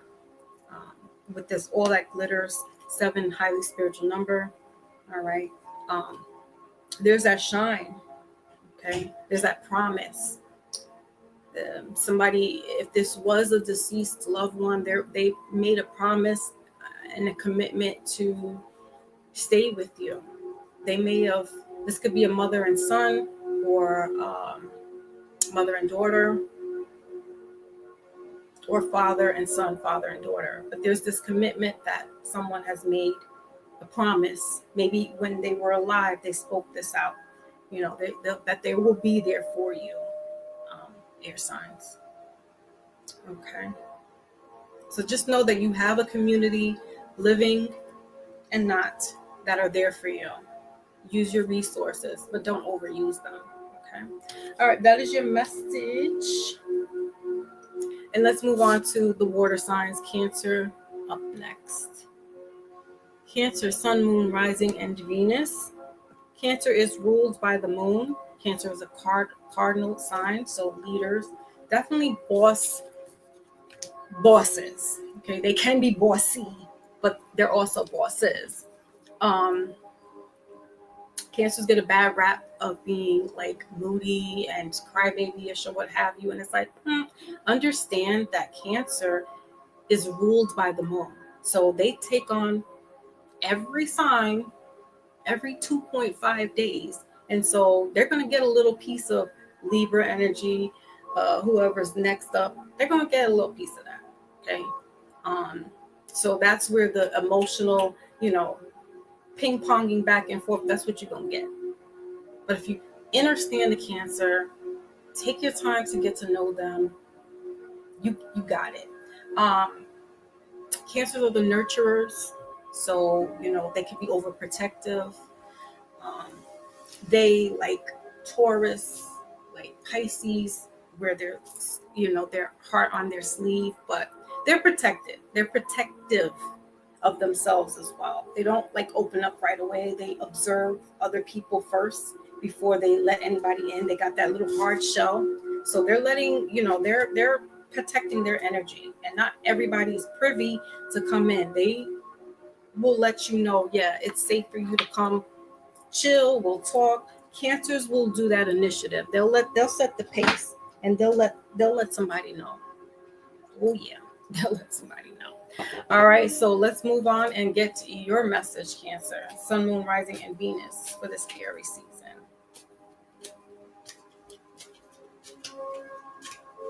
And Cancers like Taurus, um, like Leo, I call them the muscle of the zodiac. Like they get things done. I always say, you want a best friend, like a true best friend? Cancer is it. They are, they can be like a little maybe flighty, or like you may like get a ghost, but it's because they are emotional empaths. They take on a lot and they can't be drowned with, all these other stuff while dealing with themselves, but they are definitely there, dependable, reliable, even good at work. This is why they would thrive as being like in the managerial position, because they they're dependable. You can always like go to a Cancer and be like, listen, are you available to talk? Because I gotta talk. And cancers will give the time. They'll allot some time. Okay, so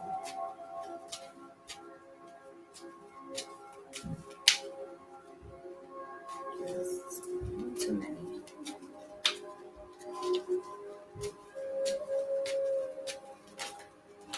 So you have take the lead.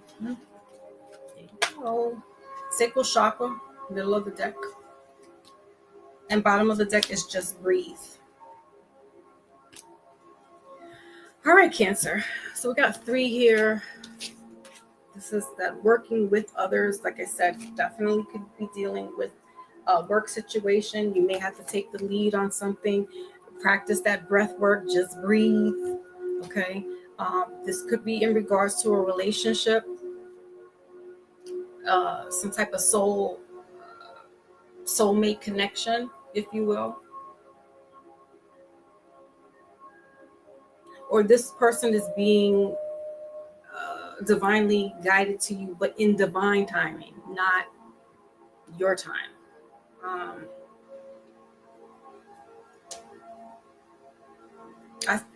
they mirror you in some ways. Like if you're dealing with somebody now, this could be a Gemini or the Lover's card, because that's Gemini. Like they mirror you in so many ways that it could be a blessing or a curse, because it's like they get you, but at the same time it's like, ugh, you don't want to see yourself. You see that in them. It's not a bad thing. It's a learning lesson, but it could be a little like much. Take the lead is, like I said, with work or even in a relationship. Maybe you're the one that has to take the lead, take the reins, spiritually speaking, right? This could be a spiritual soulmate, a spiritual spouse, if that makes sense for you. So not only just like the physical, but this is really somebody like on a higher up spiritual plane, that they are your spouse.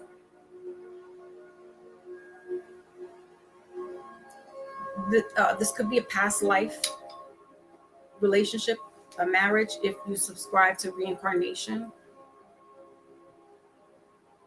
I almost want to say twin flame, and I really don't like saying that word, but that's what I'm getting. All right, let's clarify. What does this take the lead?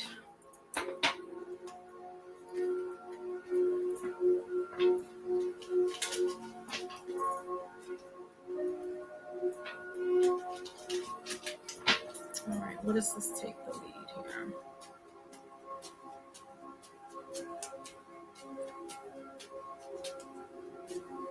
Somebody wants to reach out and touch, like have this physical connection with you, and not even so much like a sexual connection, but just like literally touch your hand, reach out, touch your face. Like, is this person real? Like, that kind of thing. Um, and you guys may live at a distance, a long distance from each other. Or this person hasn't, I don't know, they haven't incarnated yet. All right, we got the 5 of Wands, middle of the deck in reverse, fire energy. Bottom of the deck is the 4 of Cups. Yeah, you could be feeling like, when's my turn for the love life, you know, but know that, look, you got that hand coming out. All right, so that's that divine timing, that source still providing you with someone. And the Three of Cups there, that's you looking on like, oh, I had that didn't work out, those relationships didn't work out.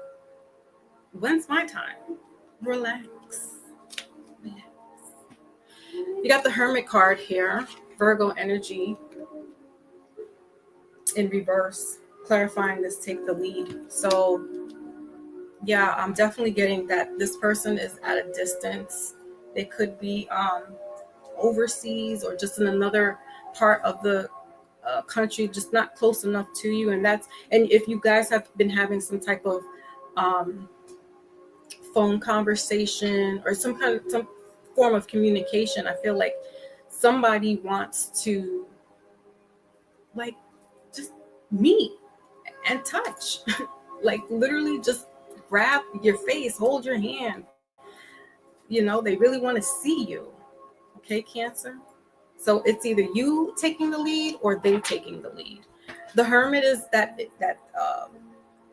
energy of, you know, going away and being in hermit mode, but it's about learning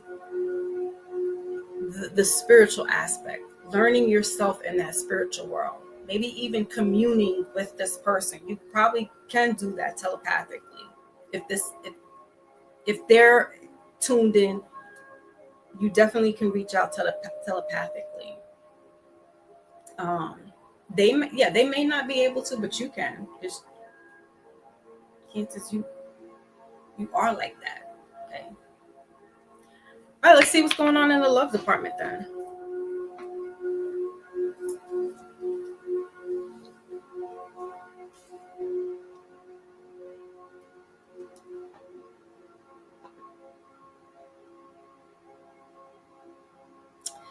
Yeah, this is really like and Cancer, this is not your style. Like there is a like Hallmark relationship. Like this is one of those shows or movies that is like this past life love comes back and you guys are, you know, wanting to reconnect. And it's just like, Cancer? Who would have thought? Or you met this person like a long time ago and you reconnected through social media, so now it's like, you know, just wanting to like catch up and get familiar with each other and touch each other. Like, are you really here? This is really you? Okay. All right, so let's see what's up in the love department.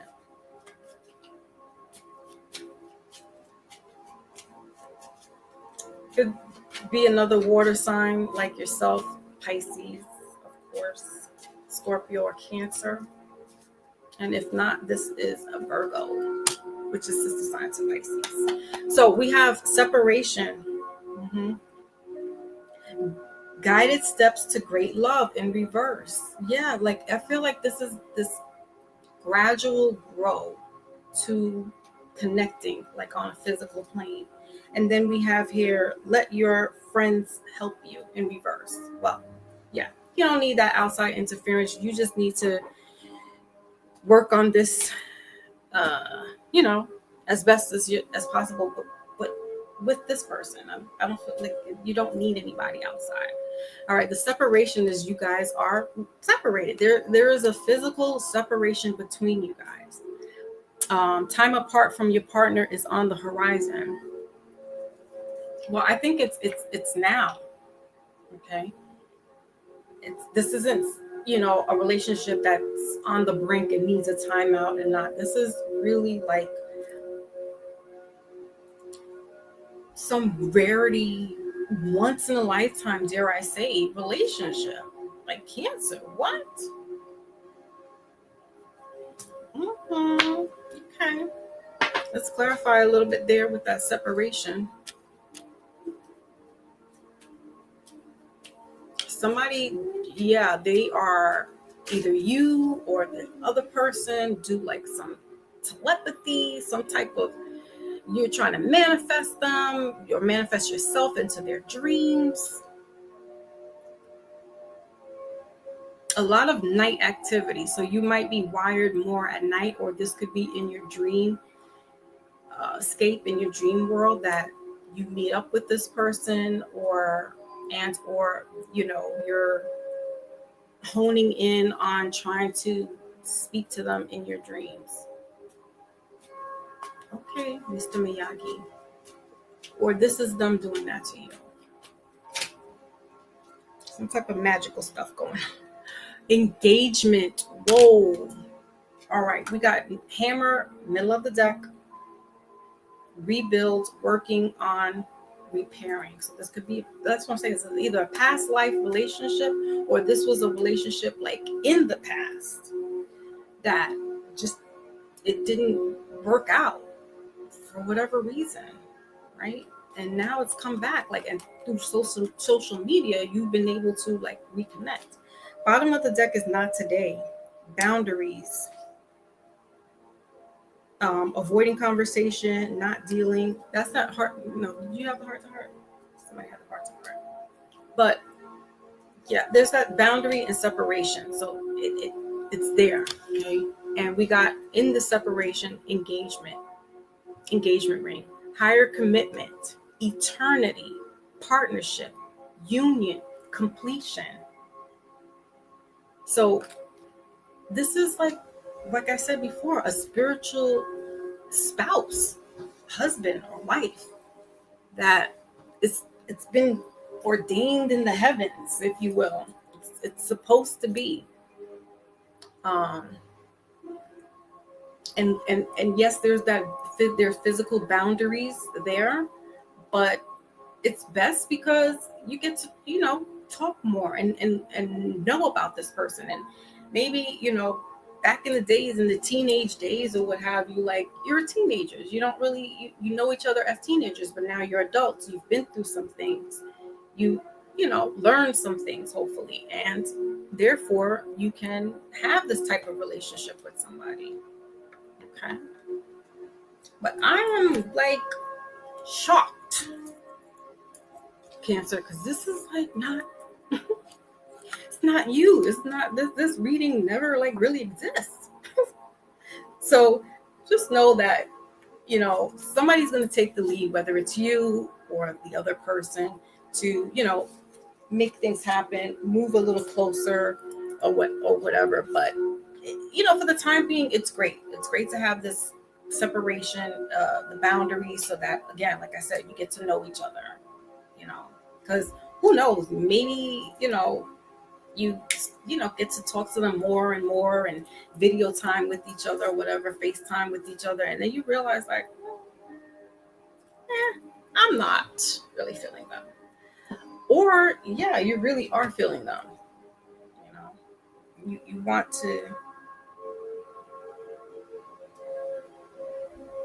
want to get to know them more.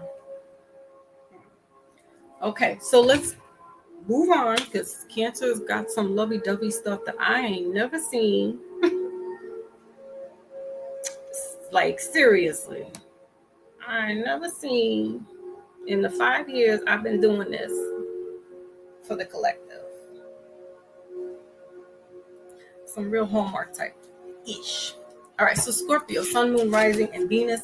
Scorpio's the fixed sign of the water signs, and they deal with that the esoteric world as well. They are they're that death element, but they're also the resurrection. They're the transformation and new beginnings. But they can definitely be the dark hermit of the water signs. And like I said, Scorpio has the word on the street, especially the menfolk, that they are a little out there with themselves. Flirty, or flirtation. They're out there. It is known. So Scorpio, let's see what's going on for you guys in Aries season.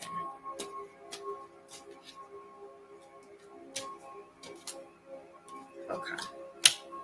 So we got reach out. Middle of the deck is strengthening bonds and manifest. The magician, bottom of the deck. Okay, so I kind of feel like this is almost like what Cancer is going through, where you might, that Four of Cups, where you're feeling a little left out, maybe isolated, not having the friends and family around. You might have moved to a new location, Scorpio. So it's you manifesting with this Wheel of Fortune right underneath here. Some friends close that can become family. We got Judgment underneath all that. So you got a lot of major arcanas here. 3 major arcanas. That, that energy is high, it's potent. So um, you know, if this is to do with family, you may want to reach out to them. Maybe there's some things that happen that you don't want to, but maybe reaching out to a family member that you're like cool with, just so that you know that you're not alone. Okay. Like isolation can be a problem. It puts you in a, um, there's nothing wrong with being alone. The problem is loneliness, and that can sink you into a depression. Okay. And this could be for a male or female. Just dodge the hijack, as Kudomeo says, of it being a female. This could be a male as well. So we'll clarify what is this reaching out. You could be dealing with a Gemini. Now, it's possible that someone has taken you away from your family, isolated you. Okay, that's an issue. So,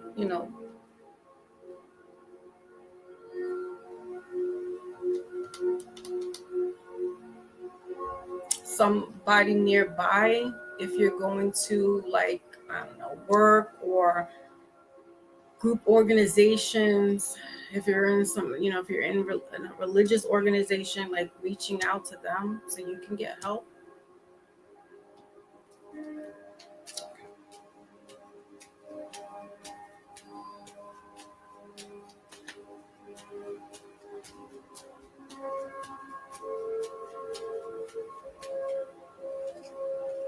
Four of Pentacles, yeah. This is somebody that has, like, bottom of the deck, 2 of Cups, relationship, and then 4 of Wands right underneath that. So, like, marriage. This is somebody that, like, taking you away from your people. Um,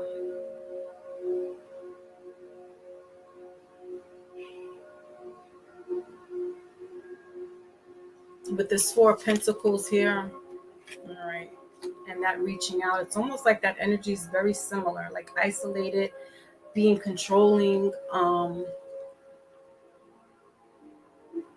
stingy with the energy, okay, possibly like a penny pincher with money.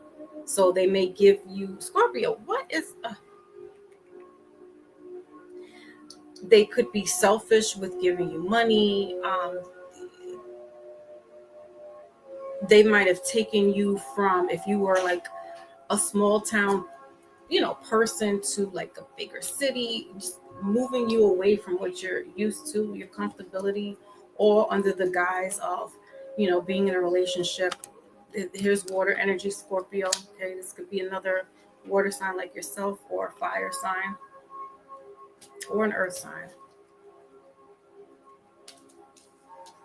But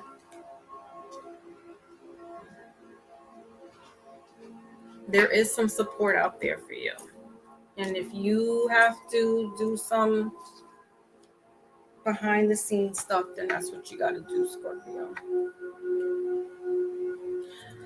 Okay, there we go into the romance.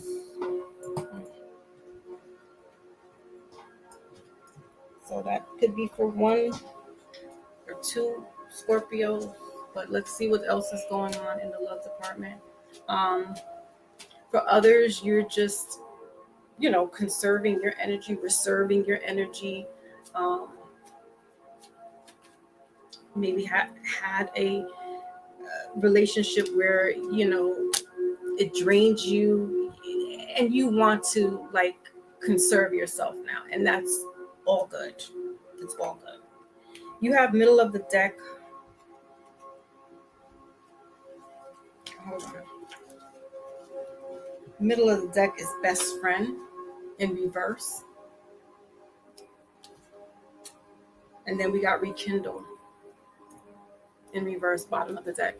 Your card is marriage. Wedding bells are ringing.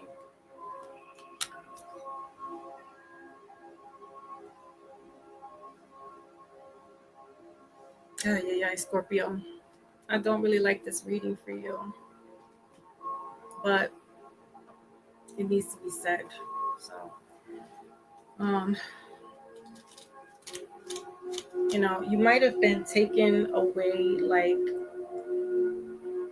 when you were like a teenager, right? And this person was older, and it could be male or female, but we know usually it's like a male to the female. But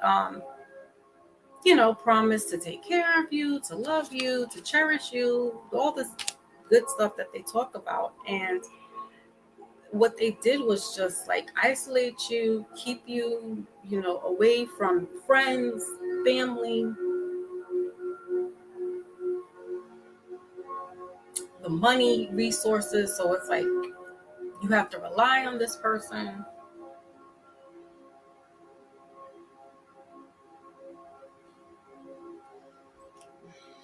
It's getting me upset. Okay, what is this marriage?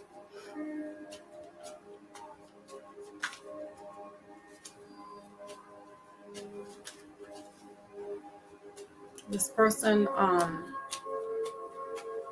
this could be like part of their religion, okay, that they are like this, very chauvinistic.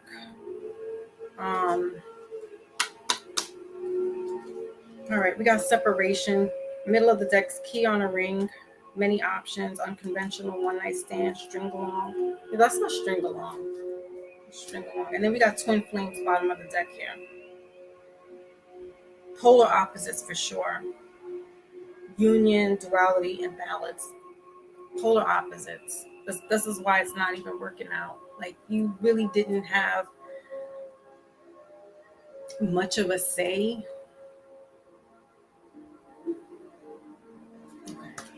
So marriage, we got then separation, okay?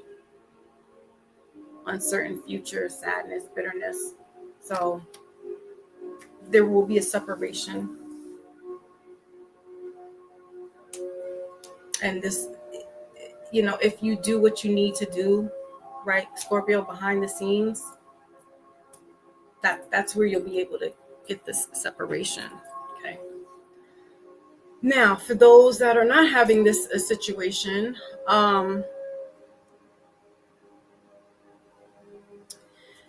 you maybe just like if you've come out of a situation like this, you're very hesitant of moving forward and getting into a relationship because your trust values are like none, 0 to none in a sense, right? It's like, I don't know if I can trust another person to be, loving, to give my heart to them, right? Because of stuff that you went through, and rightfully so. But in this scenario, you have the option of you want to give love a chance, you want to get married again, and that's up to you. If you want to stay, single or, detached from a person, that's fine too. You may need some healing. You may need an outreach, a program where you can reach out and get help, for yourself.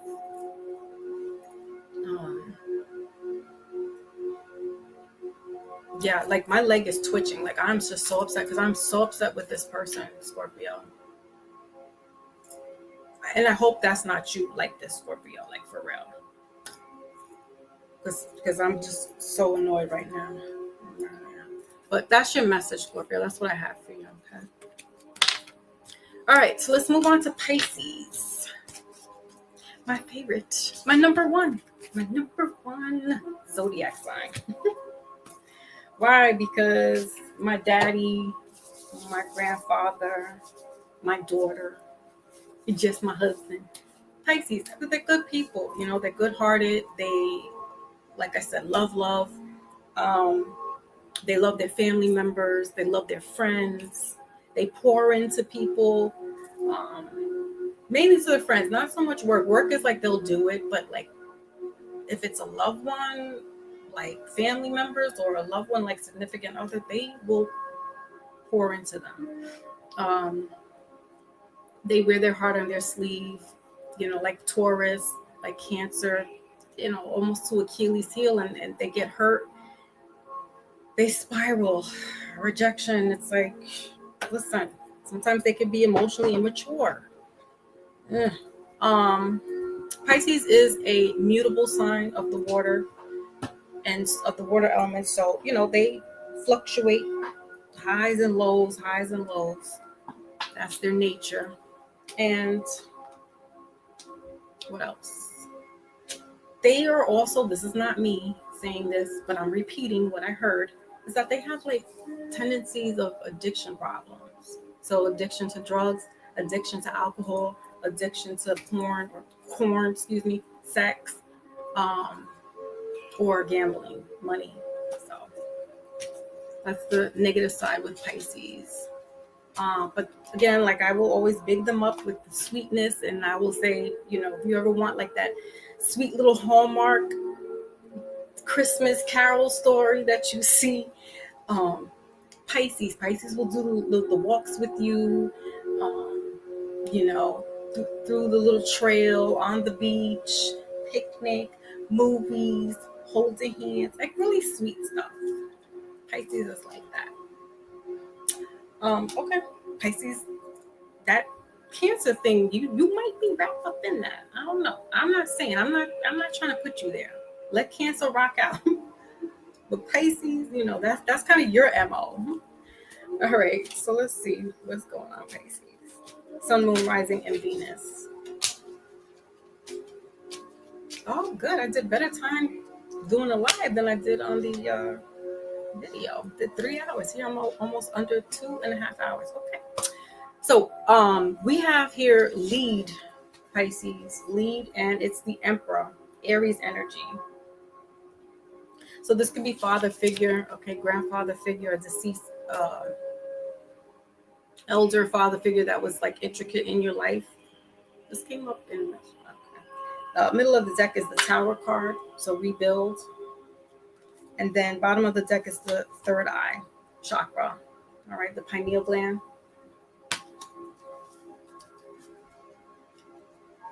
And yeah, I feel like you guys, Pisces, you may be intuitively knowing that you have your spirit guide. This could be an ancestor or a family member that's transitioned over, but they're like your guardian angel as well. They stand behind you through your trials and errors. It's like they push you to be the lead. Isn't Cancer the leaders too? Hold on a second now. Hold on.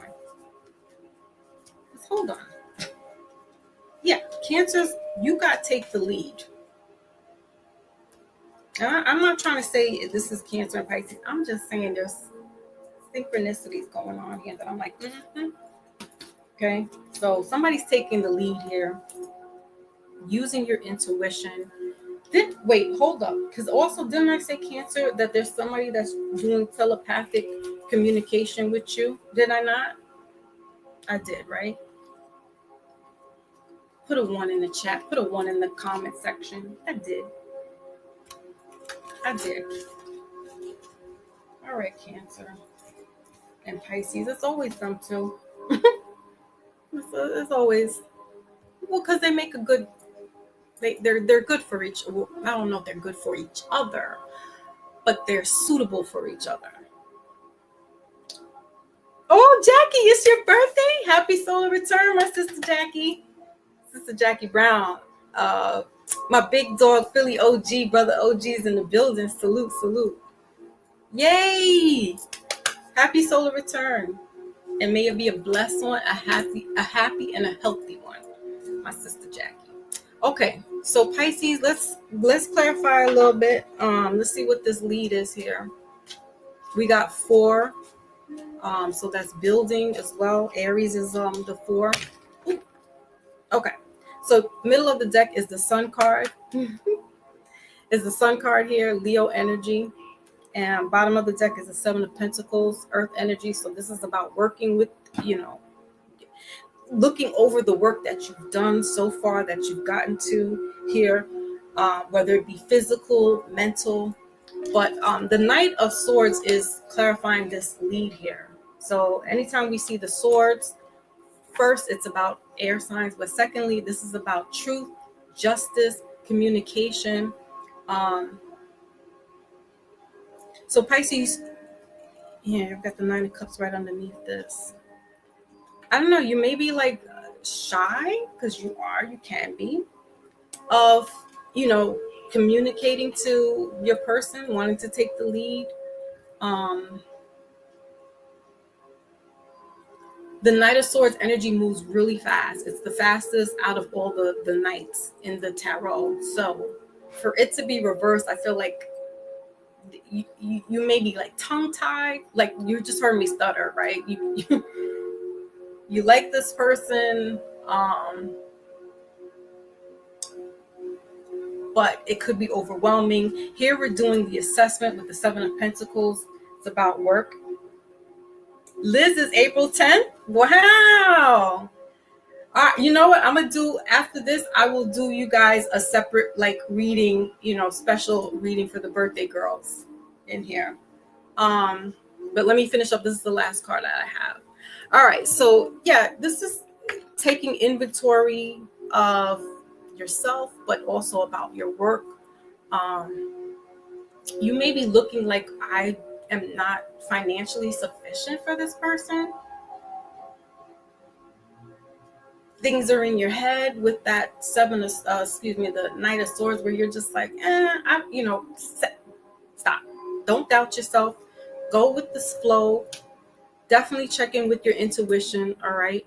Because this person, you guys, if this is that Cancer that you're dealing with, Pisces, you guys got some one in a lifetime type relationship. That is not even Cancer's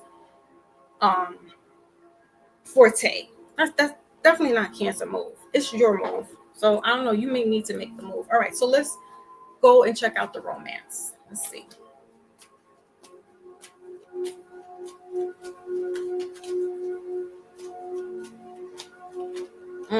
I don't know, Pisces.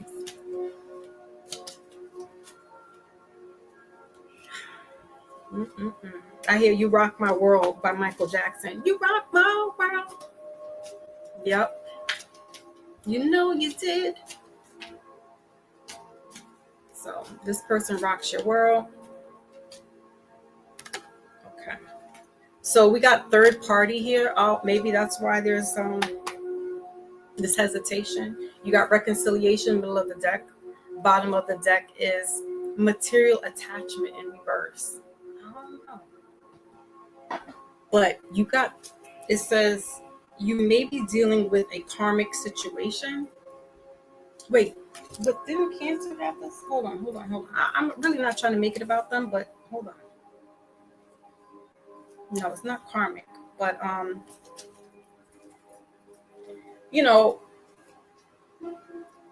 it's in reverse, so this could be coming to an end.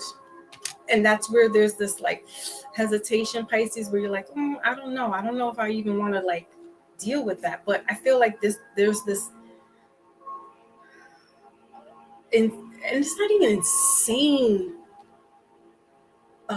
energy between the two of you. But it's just there's this otherworldly type energy between you two, where it's just you know what, I may be just willing to just thug it out, wait it out, and then take the lead and be with this person.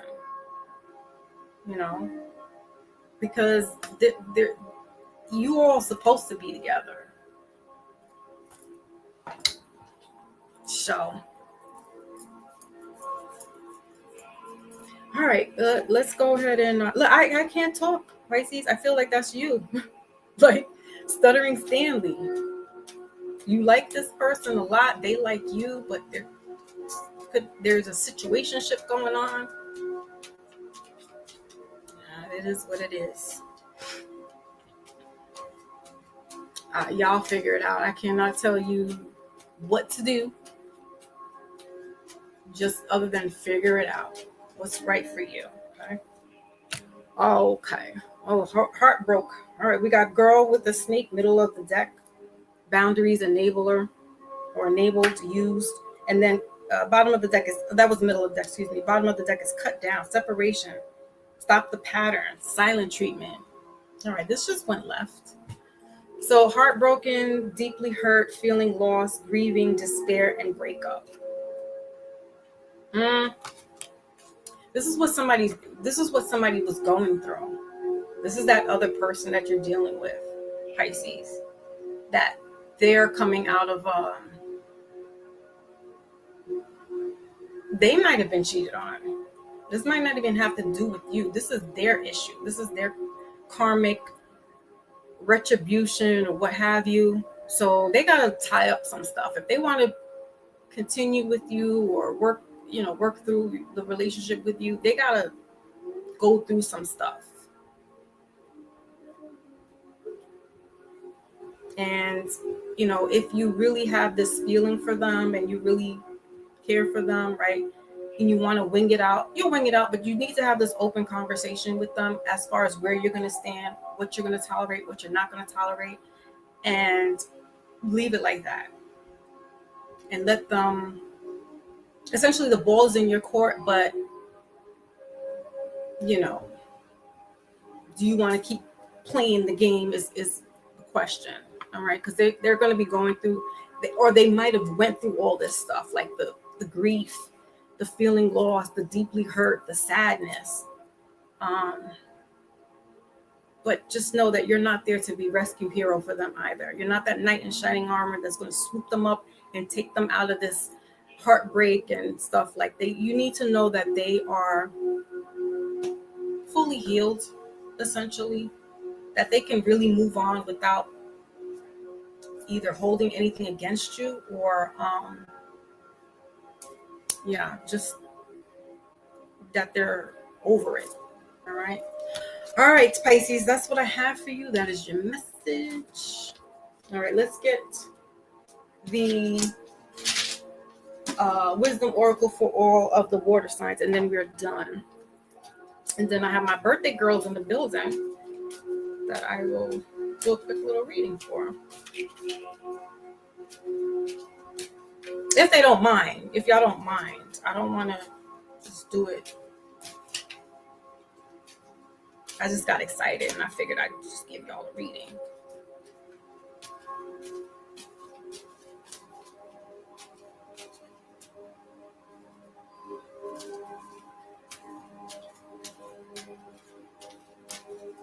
Okay, what does the water signs need to know? That's too much.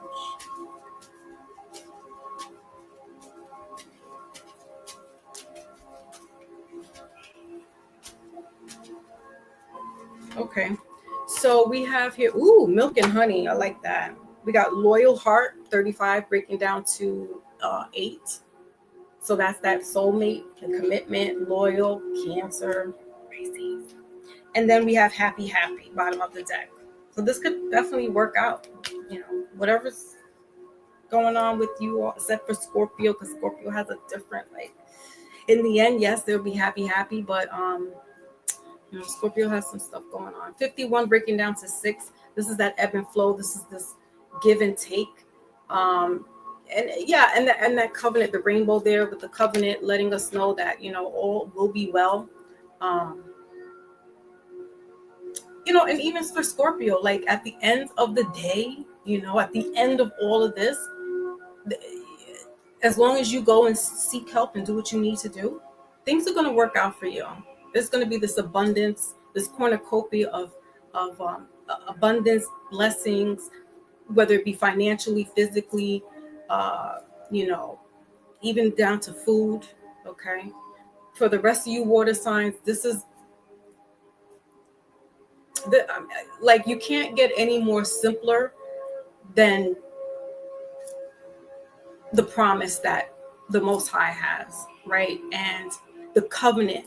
This could lead into a marriage, specifically for them Cancer and Pisces people. Not that they're together, but that could be, right? So June, something could be significant in the month of June for you water signs, right? So look out for that. A breakthrough, a breakaway. Okay. All right, water signs, that's what I have for you.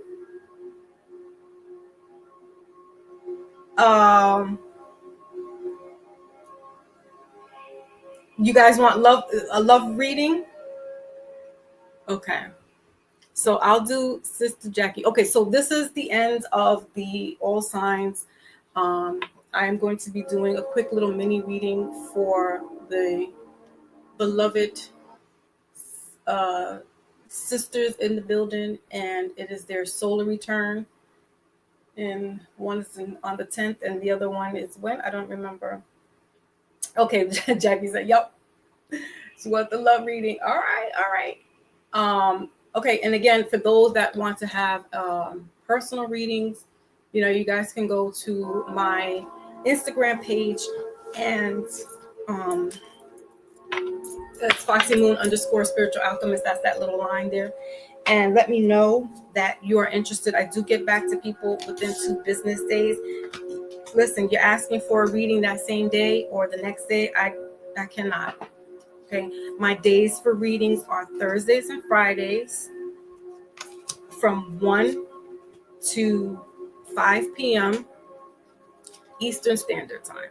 Okay. So that's that. All right. Let me put my outro over here. Hold on a second.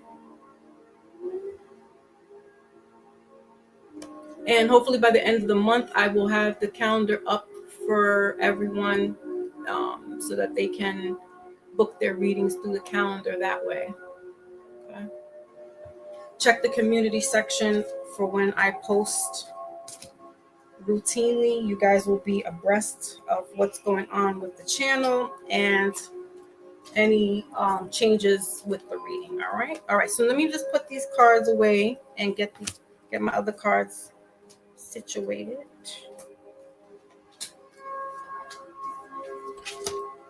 We're doing love readings. Ooh.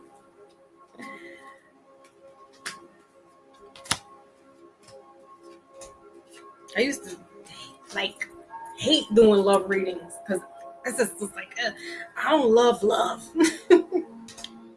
Like I love, but it pisses me off, right? But now, like the past couple of years, I'm like, all right, I've conquered that emotion, so I'm all right now. Me doing a love reading to be good. Okay. So hold on a second. Let me just put these cards all together.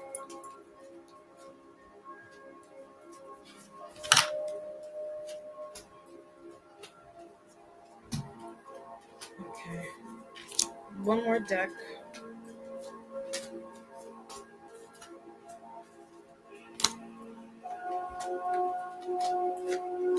Alrighty, so we're gonna do for my sister Jackie Brown first, and then I will do reading for Liz. Am I saying Liz? Loose. Okay.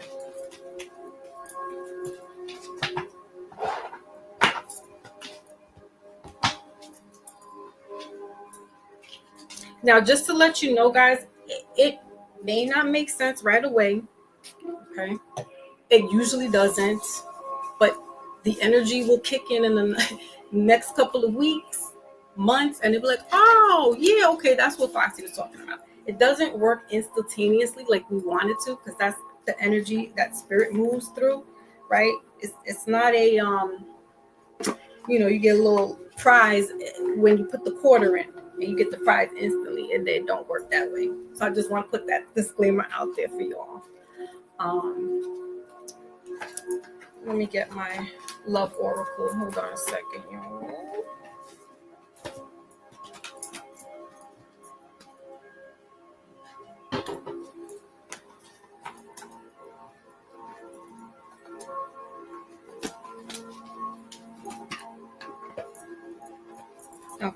just need one more deck for you guys, and then we'll be rocking and rolling. This is the soul connection when two hearts meet oracle, so I felt that was appropriate for the love match. I mean the love readings. Okay, so let's get messages for Sister Jackie. What does she need to know?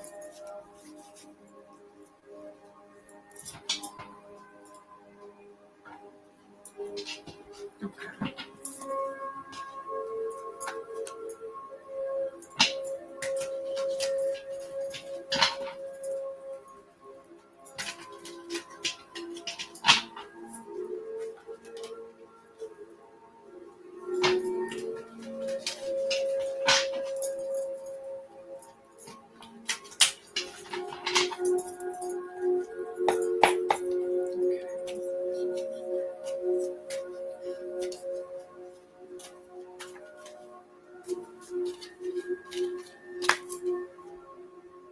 Okay, so the first card for you is material attachment in reverse.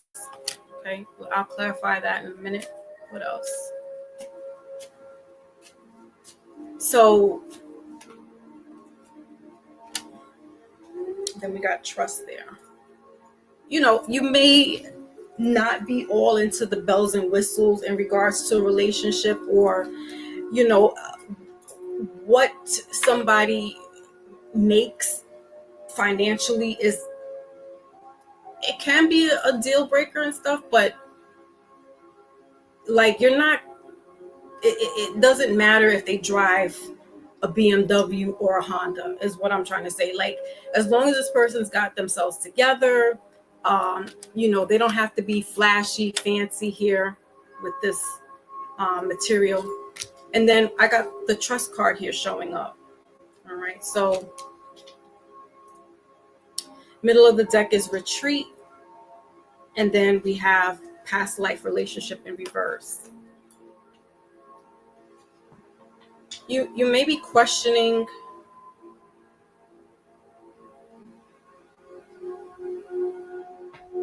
I don't know if you're questioning somebody's motives. Maybe they're looking at you like you got, you know, you're the package deal, and you know, you might be feeling like your instinct, like, I hope this person likes me for me and not because of my material worldly possessions, right?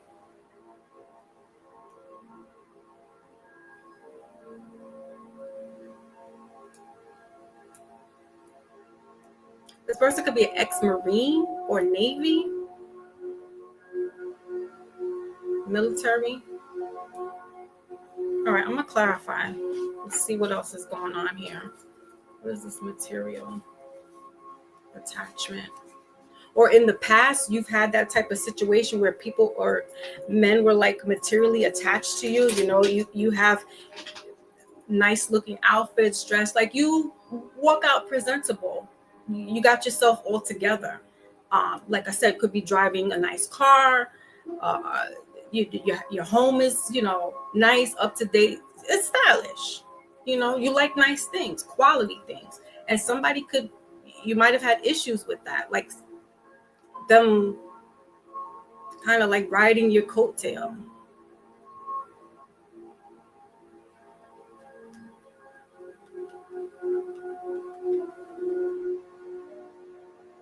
Yeah. Okay.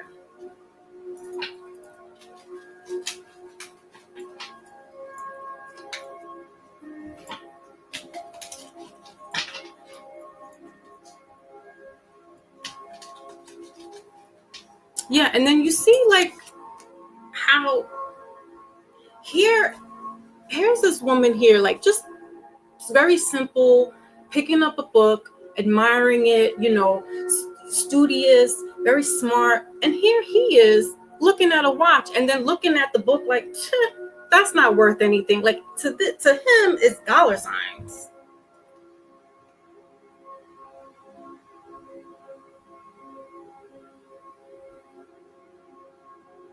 Yeah, I don't like him. Oh, see? Okay, Sister Jackie. See, I don't like that.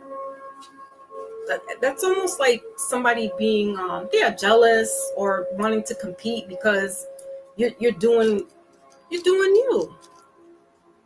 What is this material attachment? Yeah, this is the lovers here, romance, Gemini energy. So could be a Gemini, doesn't have to be, but it's in reverse. All right, so this could be a past person, but moving forward, it's like you gotta trust that instinct. You know, keeping how these men are moving. Are they moving for the sake of liking you as a person, or are they going to be like this previous person? Got the Five of Swords right in the middle of the deck. So this is that combativeness, arguments, um, jealousy with the Five of Swords, and you having to bow out and take the high road, like leave things the way it is, like not trying to go back and forth.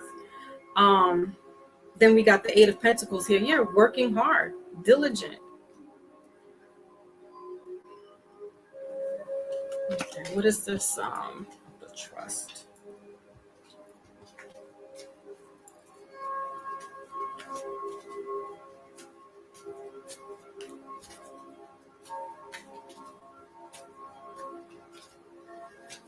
Now, if you want to, reconcile or smooth things out, it's like having this heart-to-heart talk, right? But it's like it's got to be on your terms. Like, and once you start seeing that things are not, and it's not like you're giving an ultimatum, but to yourself you're giving this ultimatum. It's like you're giving this person the opportunity to, I guess, change.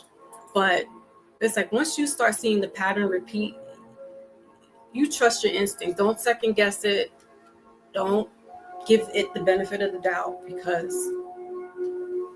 all you'll do is it's repeating this cycle again. What is this trust?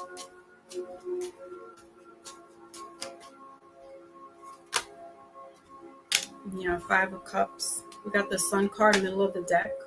Okay, so that's happiness. And then the Six of Wands, yeah, victorious. So the Five of Cups is clarifying this trust.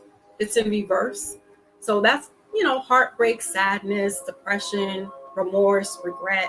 But the Five of Cups always has two cups that are full. Three are spilled over, and the other two behind her or him, sometimes it's a guy. There's those two cups that's sitting there. So there's opportunity for someone, two people, to come into your life, change it up. This is water energy, so emotion, giving back to you, putting back into you what you've been giving to others. And if you don't want to, that's okay, because look, either way, you're going to be victorious. Here's that fire, and here's Aries energy right here. The Six of Wands is somebody that's victorious. They have, won some battles. They are pushing through, and you'll have other people liking you. They'll like you for you. But in all, it's trusting your gut feeling, your intuition with moving forward. Because I don't like this other person, and I feel like they left like an emotional scar where it's like now you have to like second guess things or second guess yourself, or if not, you're just like second guessing other people, and it's like, why do I have to do that? Like, I like this person, why do I have to, but because of what somebody else did, it kind of puts like this stain, if that makes sense. All right, let's see what the outcome is, then I'm gonna get you an oracle, and then we'll end out your reading. Lurking, of course, because they know they had a good thing, but people are so manipulative, and there's some real messed up people out here. And yeah, and you treated them good. You know, whatever the case may be, they just know that they either losing or lost a good woman, a good person. Okay, what is the outcome here?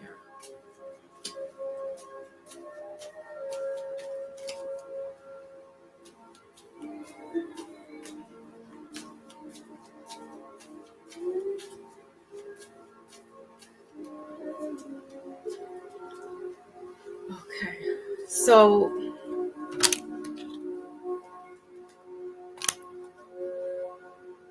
you have the Tower card that came up in reverse Scorpio energy. I feel like this, you know, is coming to an end or will be coming to an end. Middle of the deck is the High Priestess. Again, trusting your intuition. Really, you know, like not second guessing anymore. I know it's easier said than done, but really like just as soon as you feel something's off, that's how you know. That's it. Not sitting there thinking, well, maybe not, maybe nope.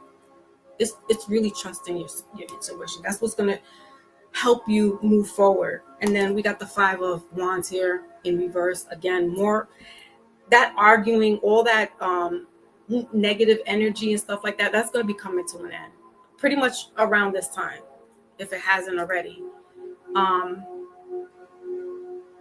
You have the Eight of Swords in reverse and then the Hierophant, so traditional relationships. So I feel like somebody else is either in the sitting in the wings, or they'll be making their appearance to you.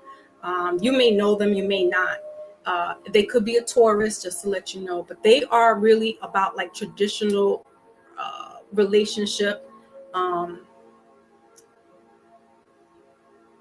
They could be a scholar, or they have I don't know if it's a PhD, but they definitely have gone to school. Like they're really smart. They study, college graduate. And it's definitely a new beginning. So if it's not a Taurus, you'll probably be meeting them in Taurus season. So the end of this month, going into May, they may be a little disciplined. Like when I mean disciplined, like they're just kind of like, you'll be like, loosen up a little bit, and they're just very like refined and stern. This could be somebody who's like a religious, or they study like religion or like spirituality.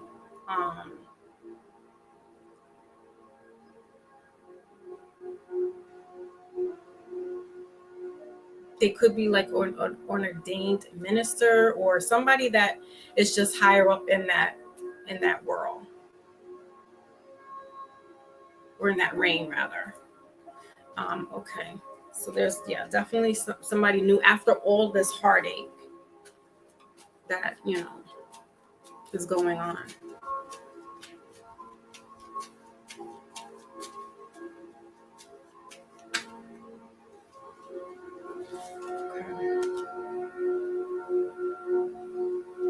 So unconventional, one night stand, string along, many options.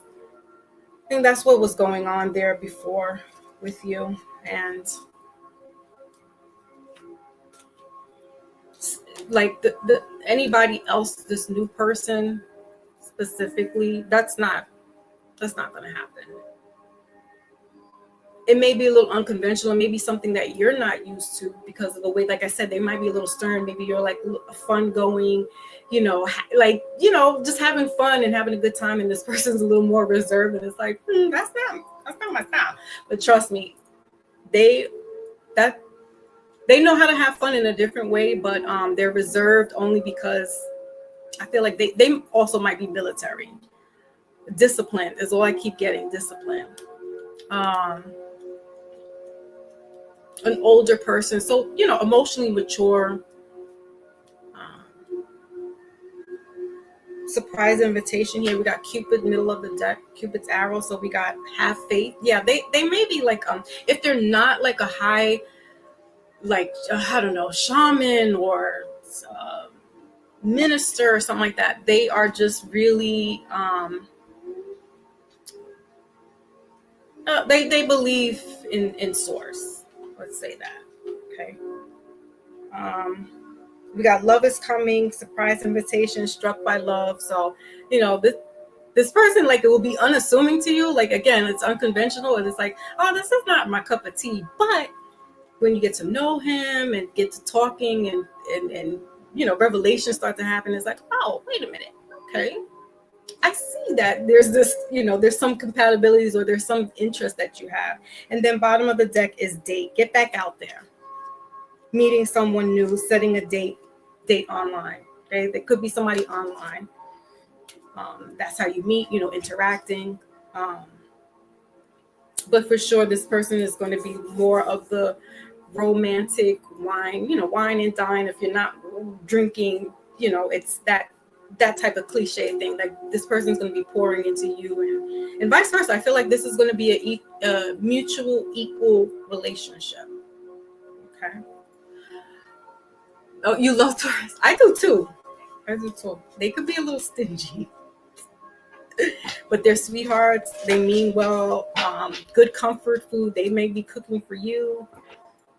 Okay, that's what I'm saying. Like, somebody's gonna be he's gonna be pouring into you, where the opposite happened. Now you're like, okay,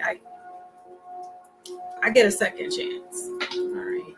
So let's close out the reading with the oracle here, and then I think Goose. My beauty queen's in the building. Raspberry. As I talk about Tauruses, that's all. Like, I love Tauruses. I do. Oh, Liz, if you're still here and you want to have a birthday reading, just let me know, okay?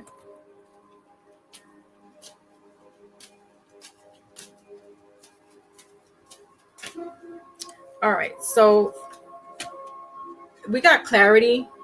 All right, Sister Jackie, time to think about your situation and gain clarity. And that's all. That's what you got to do. We got temptation. Think carefully about the situation.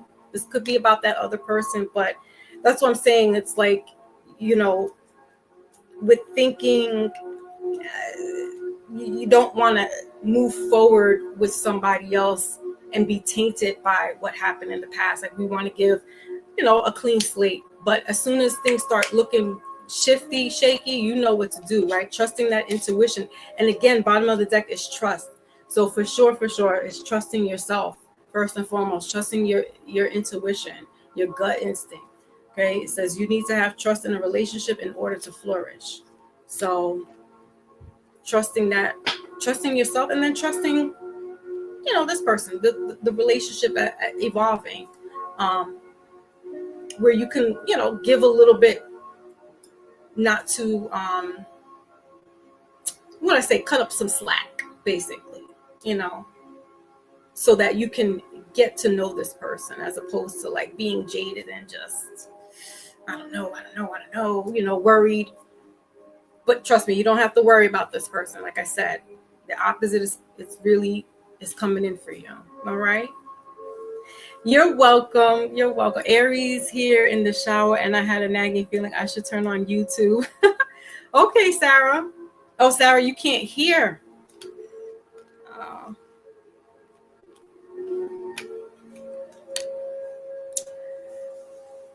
You're welcome. You're very welcome, Sister Jack. Thank you. Thank you for allowing me to give the message to you.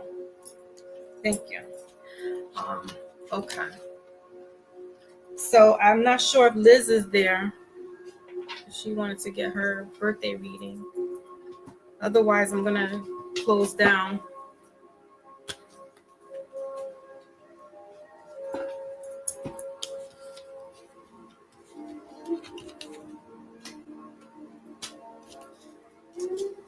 Okay, Liz. And Sarah is a Aries. Sarah, I don't know if you can hear me. Put a 1 in the chat if you can hear me. And I did the Aries reading, but if you'd like to get a mini personal reading right now, that's it. I'm wrapping it up. Okay. And it's a love reading, right, Liz? Okay. All righty.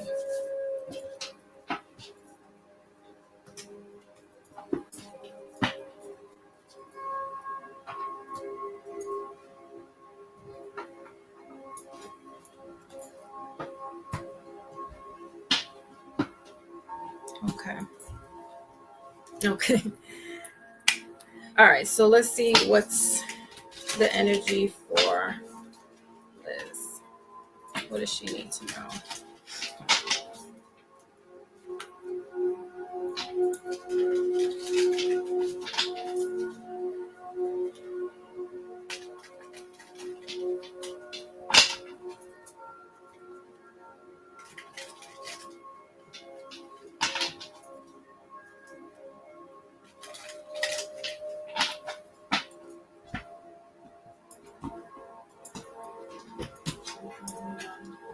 You're done. Mm-mm. Sorry, I know.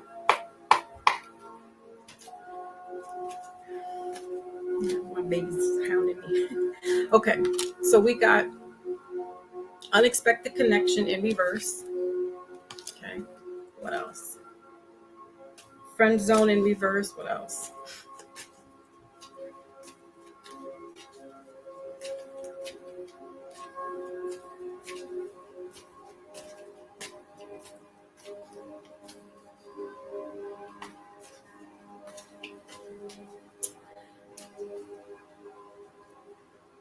I feel like this is a past person, Liz, that it was an unexpected connection,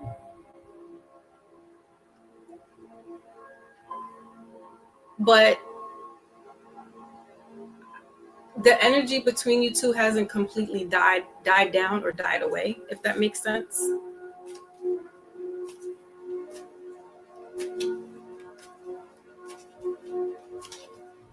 Some passion going on. Or if it hasn't happened, they want passion. Want to be close to you. You guys could be at a distance. Somebody had to move. Yeah, we got rendezvous here in reverse. Okay, middle of the deck is forgiving and learning. Reverse. And then soulmate in reverse. So these are your cards here: rendezvous and unexpected connection. So it says a private getaway for two is calling you, and then opposites attract. So it's possible that timing was interfering here, and either you had to move away or this person had to move away.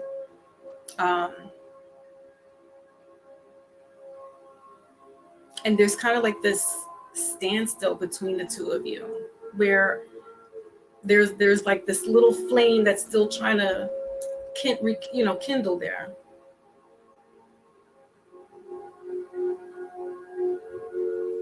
It's possible there's a soulmate energy here, right, in reverse. But there's some type of blockage, and I feel like it's because of distance, or you're distant towards this person, or they're distance towards you, like in the physical. Let's clarify here. What is this unexpected? We have a high priestess, so Pisces energy. Yeah, we got the lovers in reverse, the hermit in reverse.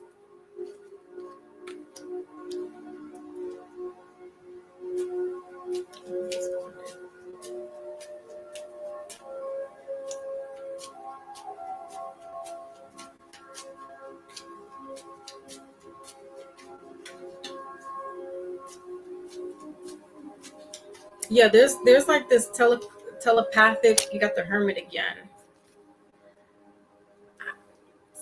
Somebody's trying to keep the lights on. It's trying to keep the flame going here. Got the Ace of Pentacles in reverse, and then the Six of Wands, Aries energy there, fire energy, bottom of the deck.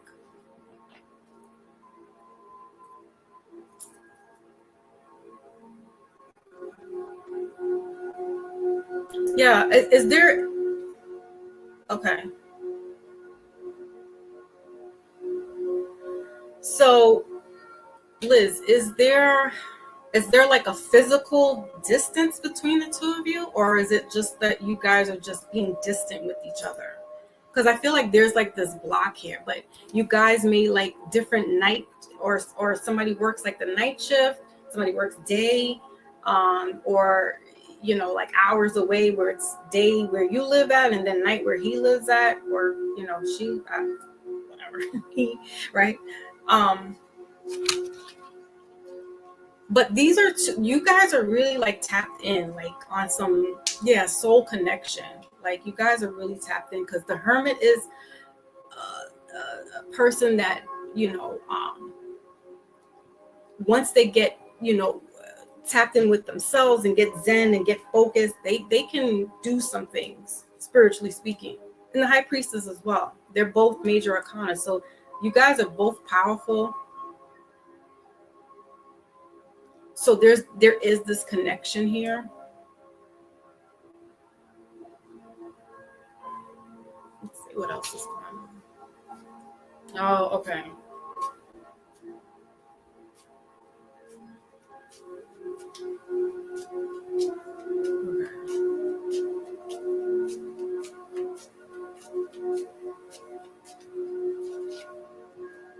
The Sun card.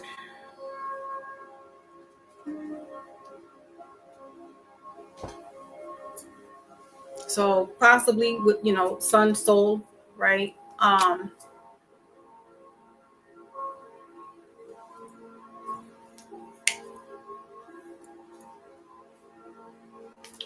It's up to you, but there is room for a reconnection. It's on a positive note. Anytime we see the Sun card in the deck, that's letting us know that this is a positive energy around us. This is bringing new beginnings. Could be bringing children. Just saying, I'm putting it out there. If that's not what you want, definitely you know what to do. But it's a positive outlook is what I'm saying. And then we have the Eight of Cups here, right at the bottom of the deck. So that's, moving away from the past, from the hurt, people, places, and things. But I feel like there's some type of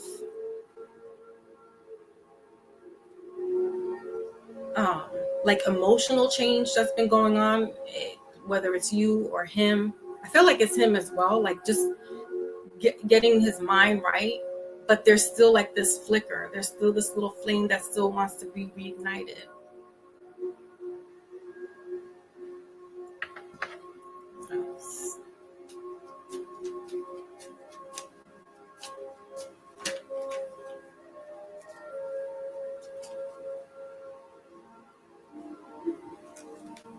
Okay.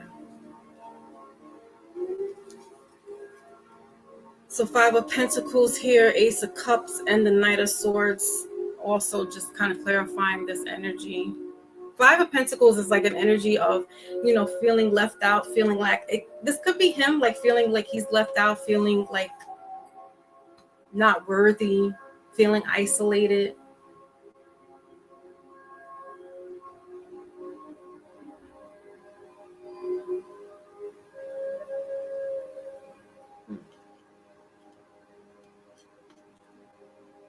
There's I don't know, maybe this is how you feel. There's like this confusion, or maybe this is how he feels. I don't know. I'm just getting like confusion, like somebody doesn't know where they're at with the relationship, or maybe they've always been confused.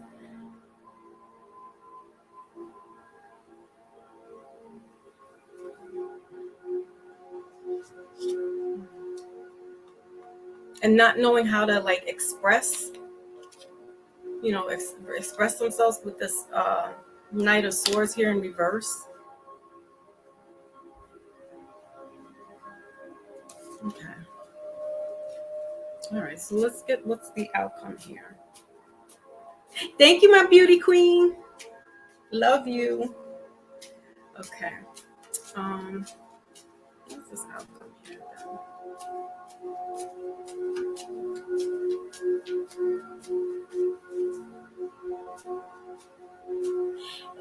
It may be not even a second chance, but I feel like there needs to be like some resolution, sort of like closure. so that there's like no confusion. And that's where that sun card is. That's what the sun card is showing me. Like, yes, it's positive. Rekindling, I feel like that's just the energy that wants to do that. But there's some type of confusion. And when that happens, it's just like, you know what, we need to like talk it out, figure it out, or not. But it doesn't necessarily mean that you guys will get back together. I feel more so that it needs to just have some kind of resolution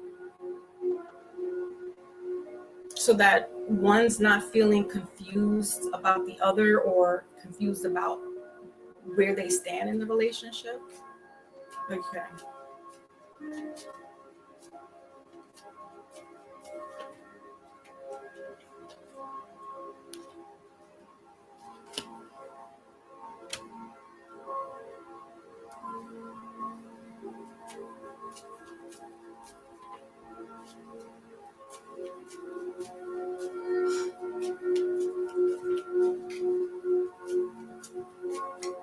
So now I'm getting new energy for you. All right. So if you're interested, but there is a fire sign coming through. Okay. King of Pentacles, somebody that is emotionally, somebody who's mature, emotionally,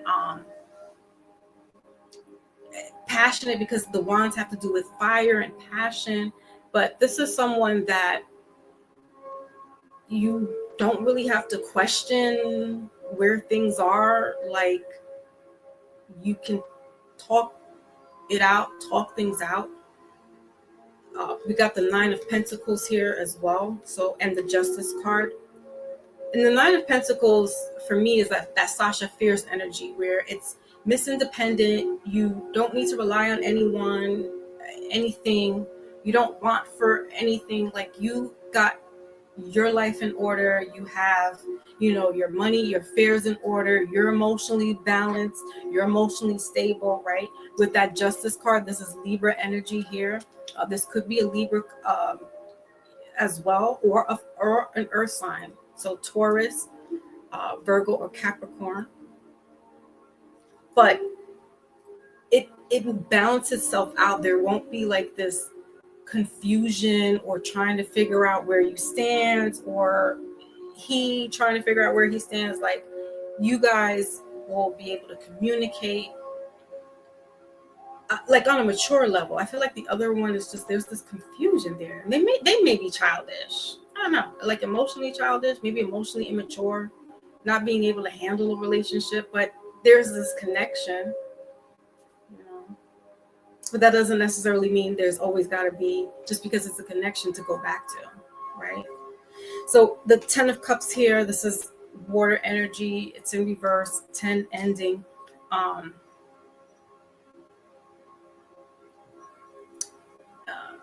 Has to do with emotions as well. And with the 6 of Wands bottom of the deck here, that's fire energy. We also got the Queen of Cups right underneath that. There's going to be this emotionally mature person for you that is going to get it. They're going to understand. The 6 of Wands is victory. It's almost close to like the Sun card. So again, it's like you're still winning. You're still, up in this outcome. Just however, like, I don't know if you want to continue with trying to get a resolution or trying to get some type of closure, or just simply finding a way to make closure for yourself and then keep it pushing. Because there is someone else that's, in the lineup, if you will, that, is going to be bringing this maturity, this assurance, this reassurance, this passion, if you read between the lines, right? And, you guys, going places, doing things with this 6 of Wands here.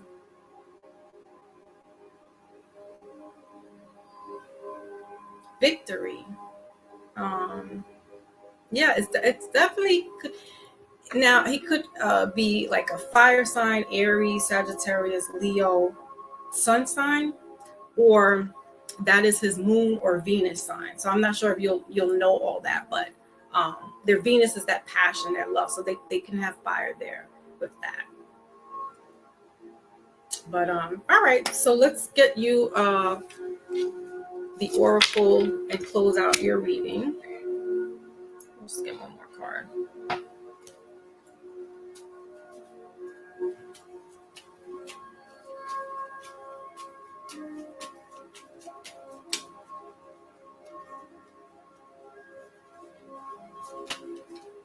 Wow. So where it says soulmate in reverse for the first one, it comes back around to you with the second one. So soul connection, partnership, soul contract, life partner. Not saying that this is going to be a life partner, but this, again, it's like kind of like with like Sister Jackie's reading. It's like that pouring in back to you. You know, it's getting back what you deserve, what you've been doing for others, or to, you know, it's coming back to you. You got girl with the snake in reverse. So charmed, boundaries, enable. And then bottom of the deck is paradise. You got happiness, joy, enjoying each other, honeymoon phase. So this is definitely, this person's going to be bringing that to you, this happiness, this joy.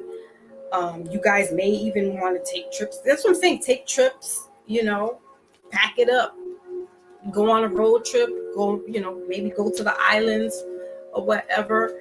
But this is a better relationship for you. You know, it feels good. It feels light. It feels playful. You know, this person gets it. They get me. They understand. There's no confusion, because I feel like the other energy is like emotionally immature. Like, yes, it feels good, surface level. Yes, the boxes check off that, you know, we connect, but there's something there that's not sinking in. And I feel like there's still confusion, and I don't know if that's coming from you or him, but it's like, I don't know. If you want to go down that rabbit hole, fine. If you want to just like totally let it go, let it go. Because something else is coming along the way for you, okay? All right, let's get the oracle. Okay. You feel that, right, Sister Jackie? Like, yeah, it's like almost kind of like that same energy in a way, but Sister Jackie's, you know, that is, it's different, but there's that similarity there. Okay. Let's do this.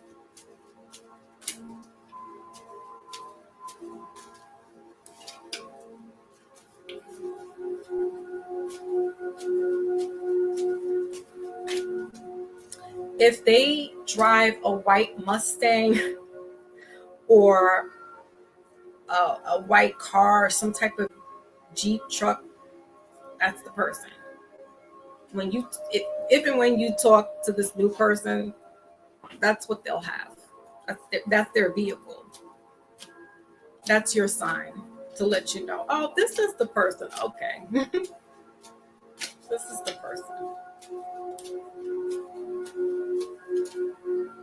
And this could be coming up now because we're in Aries season, and you know, they're the King of Wands, they're the fire. All right, so middle of the deck is connection. There you go, connection right there. Your connection is eternal and unbreakable. We'll see. We'll see. I'm not promising that for you. I'm just saying that there is a connection there, moving forward with this new person. And we got guilt bottom of the deck. Don't let guilt get in the way of your happiness. All right, like, oh, you know, maybe I should have talked it out, or don't fumble that. Your cards here to close out your reading is Labyrinth. A love bond grows stronger over time. So yeah, starting something new and getting to know this person, absolutely, there's a bond there. You know, dare I say, soulmate energy. You know, best friend, because like we get caught up with soulmate being like lovers, but not necessarily. It could be a best friend. This could be a best friend that you know that you didn't think, or a really close friend that you didn't think there could be this love connection, and then lo and behold, the more you guys get to talking with each other, getting to know each other, things happen. And then you have labyrinth. Even when you feel lost, there's always a way through the labyrinth, right? Getting through the maze, getting through, your head with, again, what was in the past and what's the future. And just know that you also are victorious. Just with this, you're winning with the Six of Wands here and that Sun card. You're winning. All right. So let me know. Keep me in the loop of what's to come with this person. If it makes sense for you, let me know. and thank you for allowing me to read for you. Okay. All right. So I don't know what happened to Sarah, but I'm going to close out if I have to get on with the get on.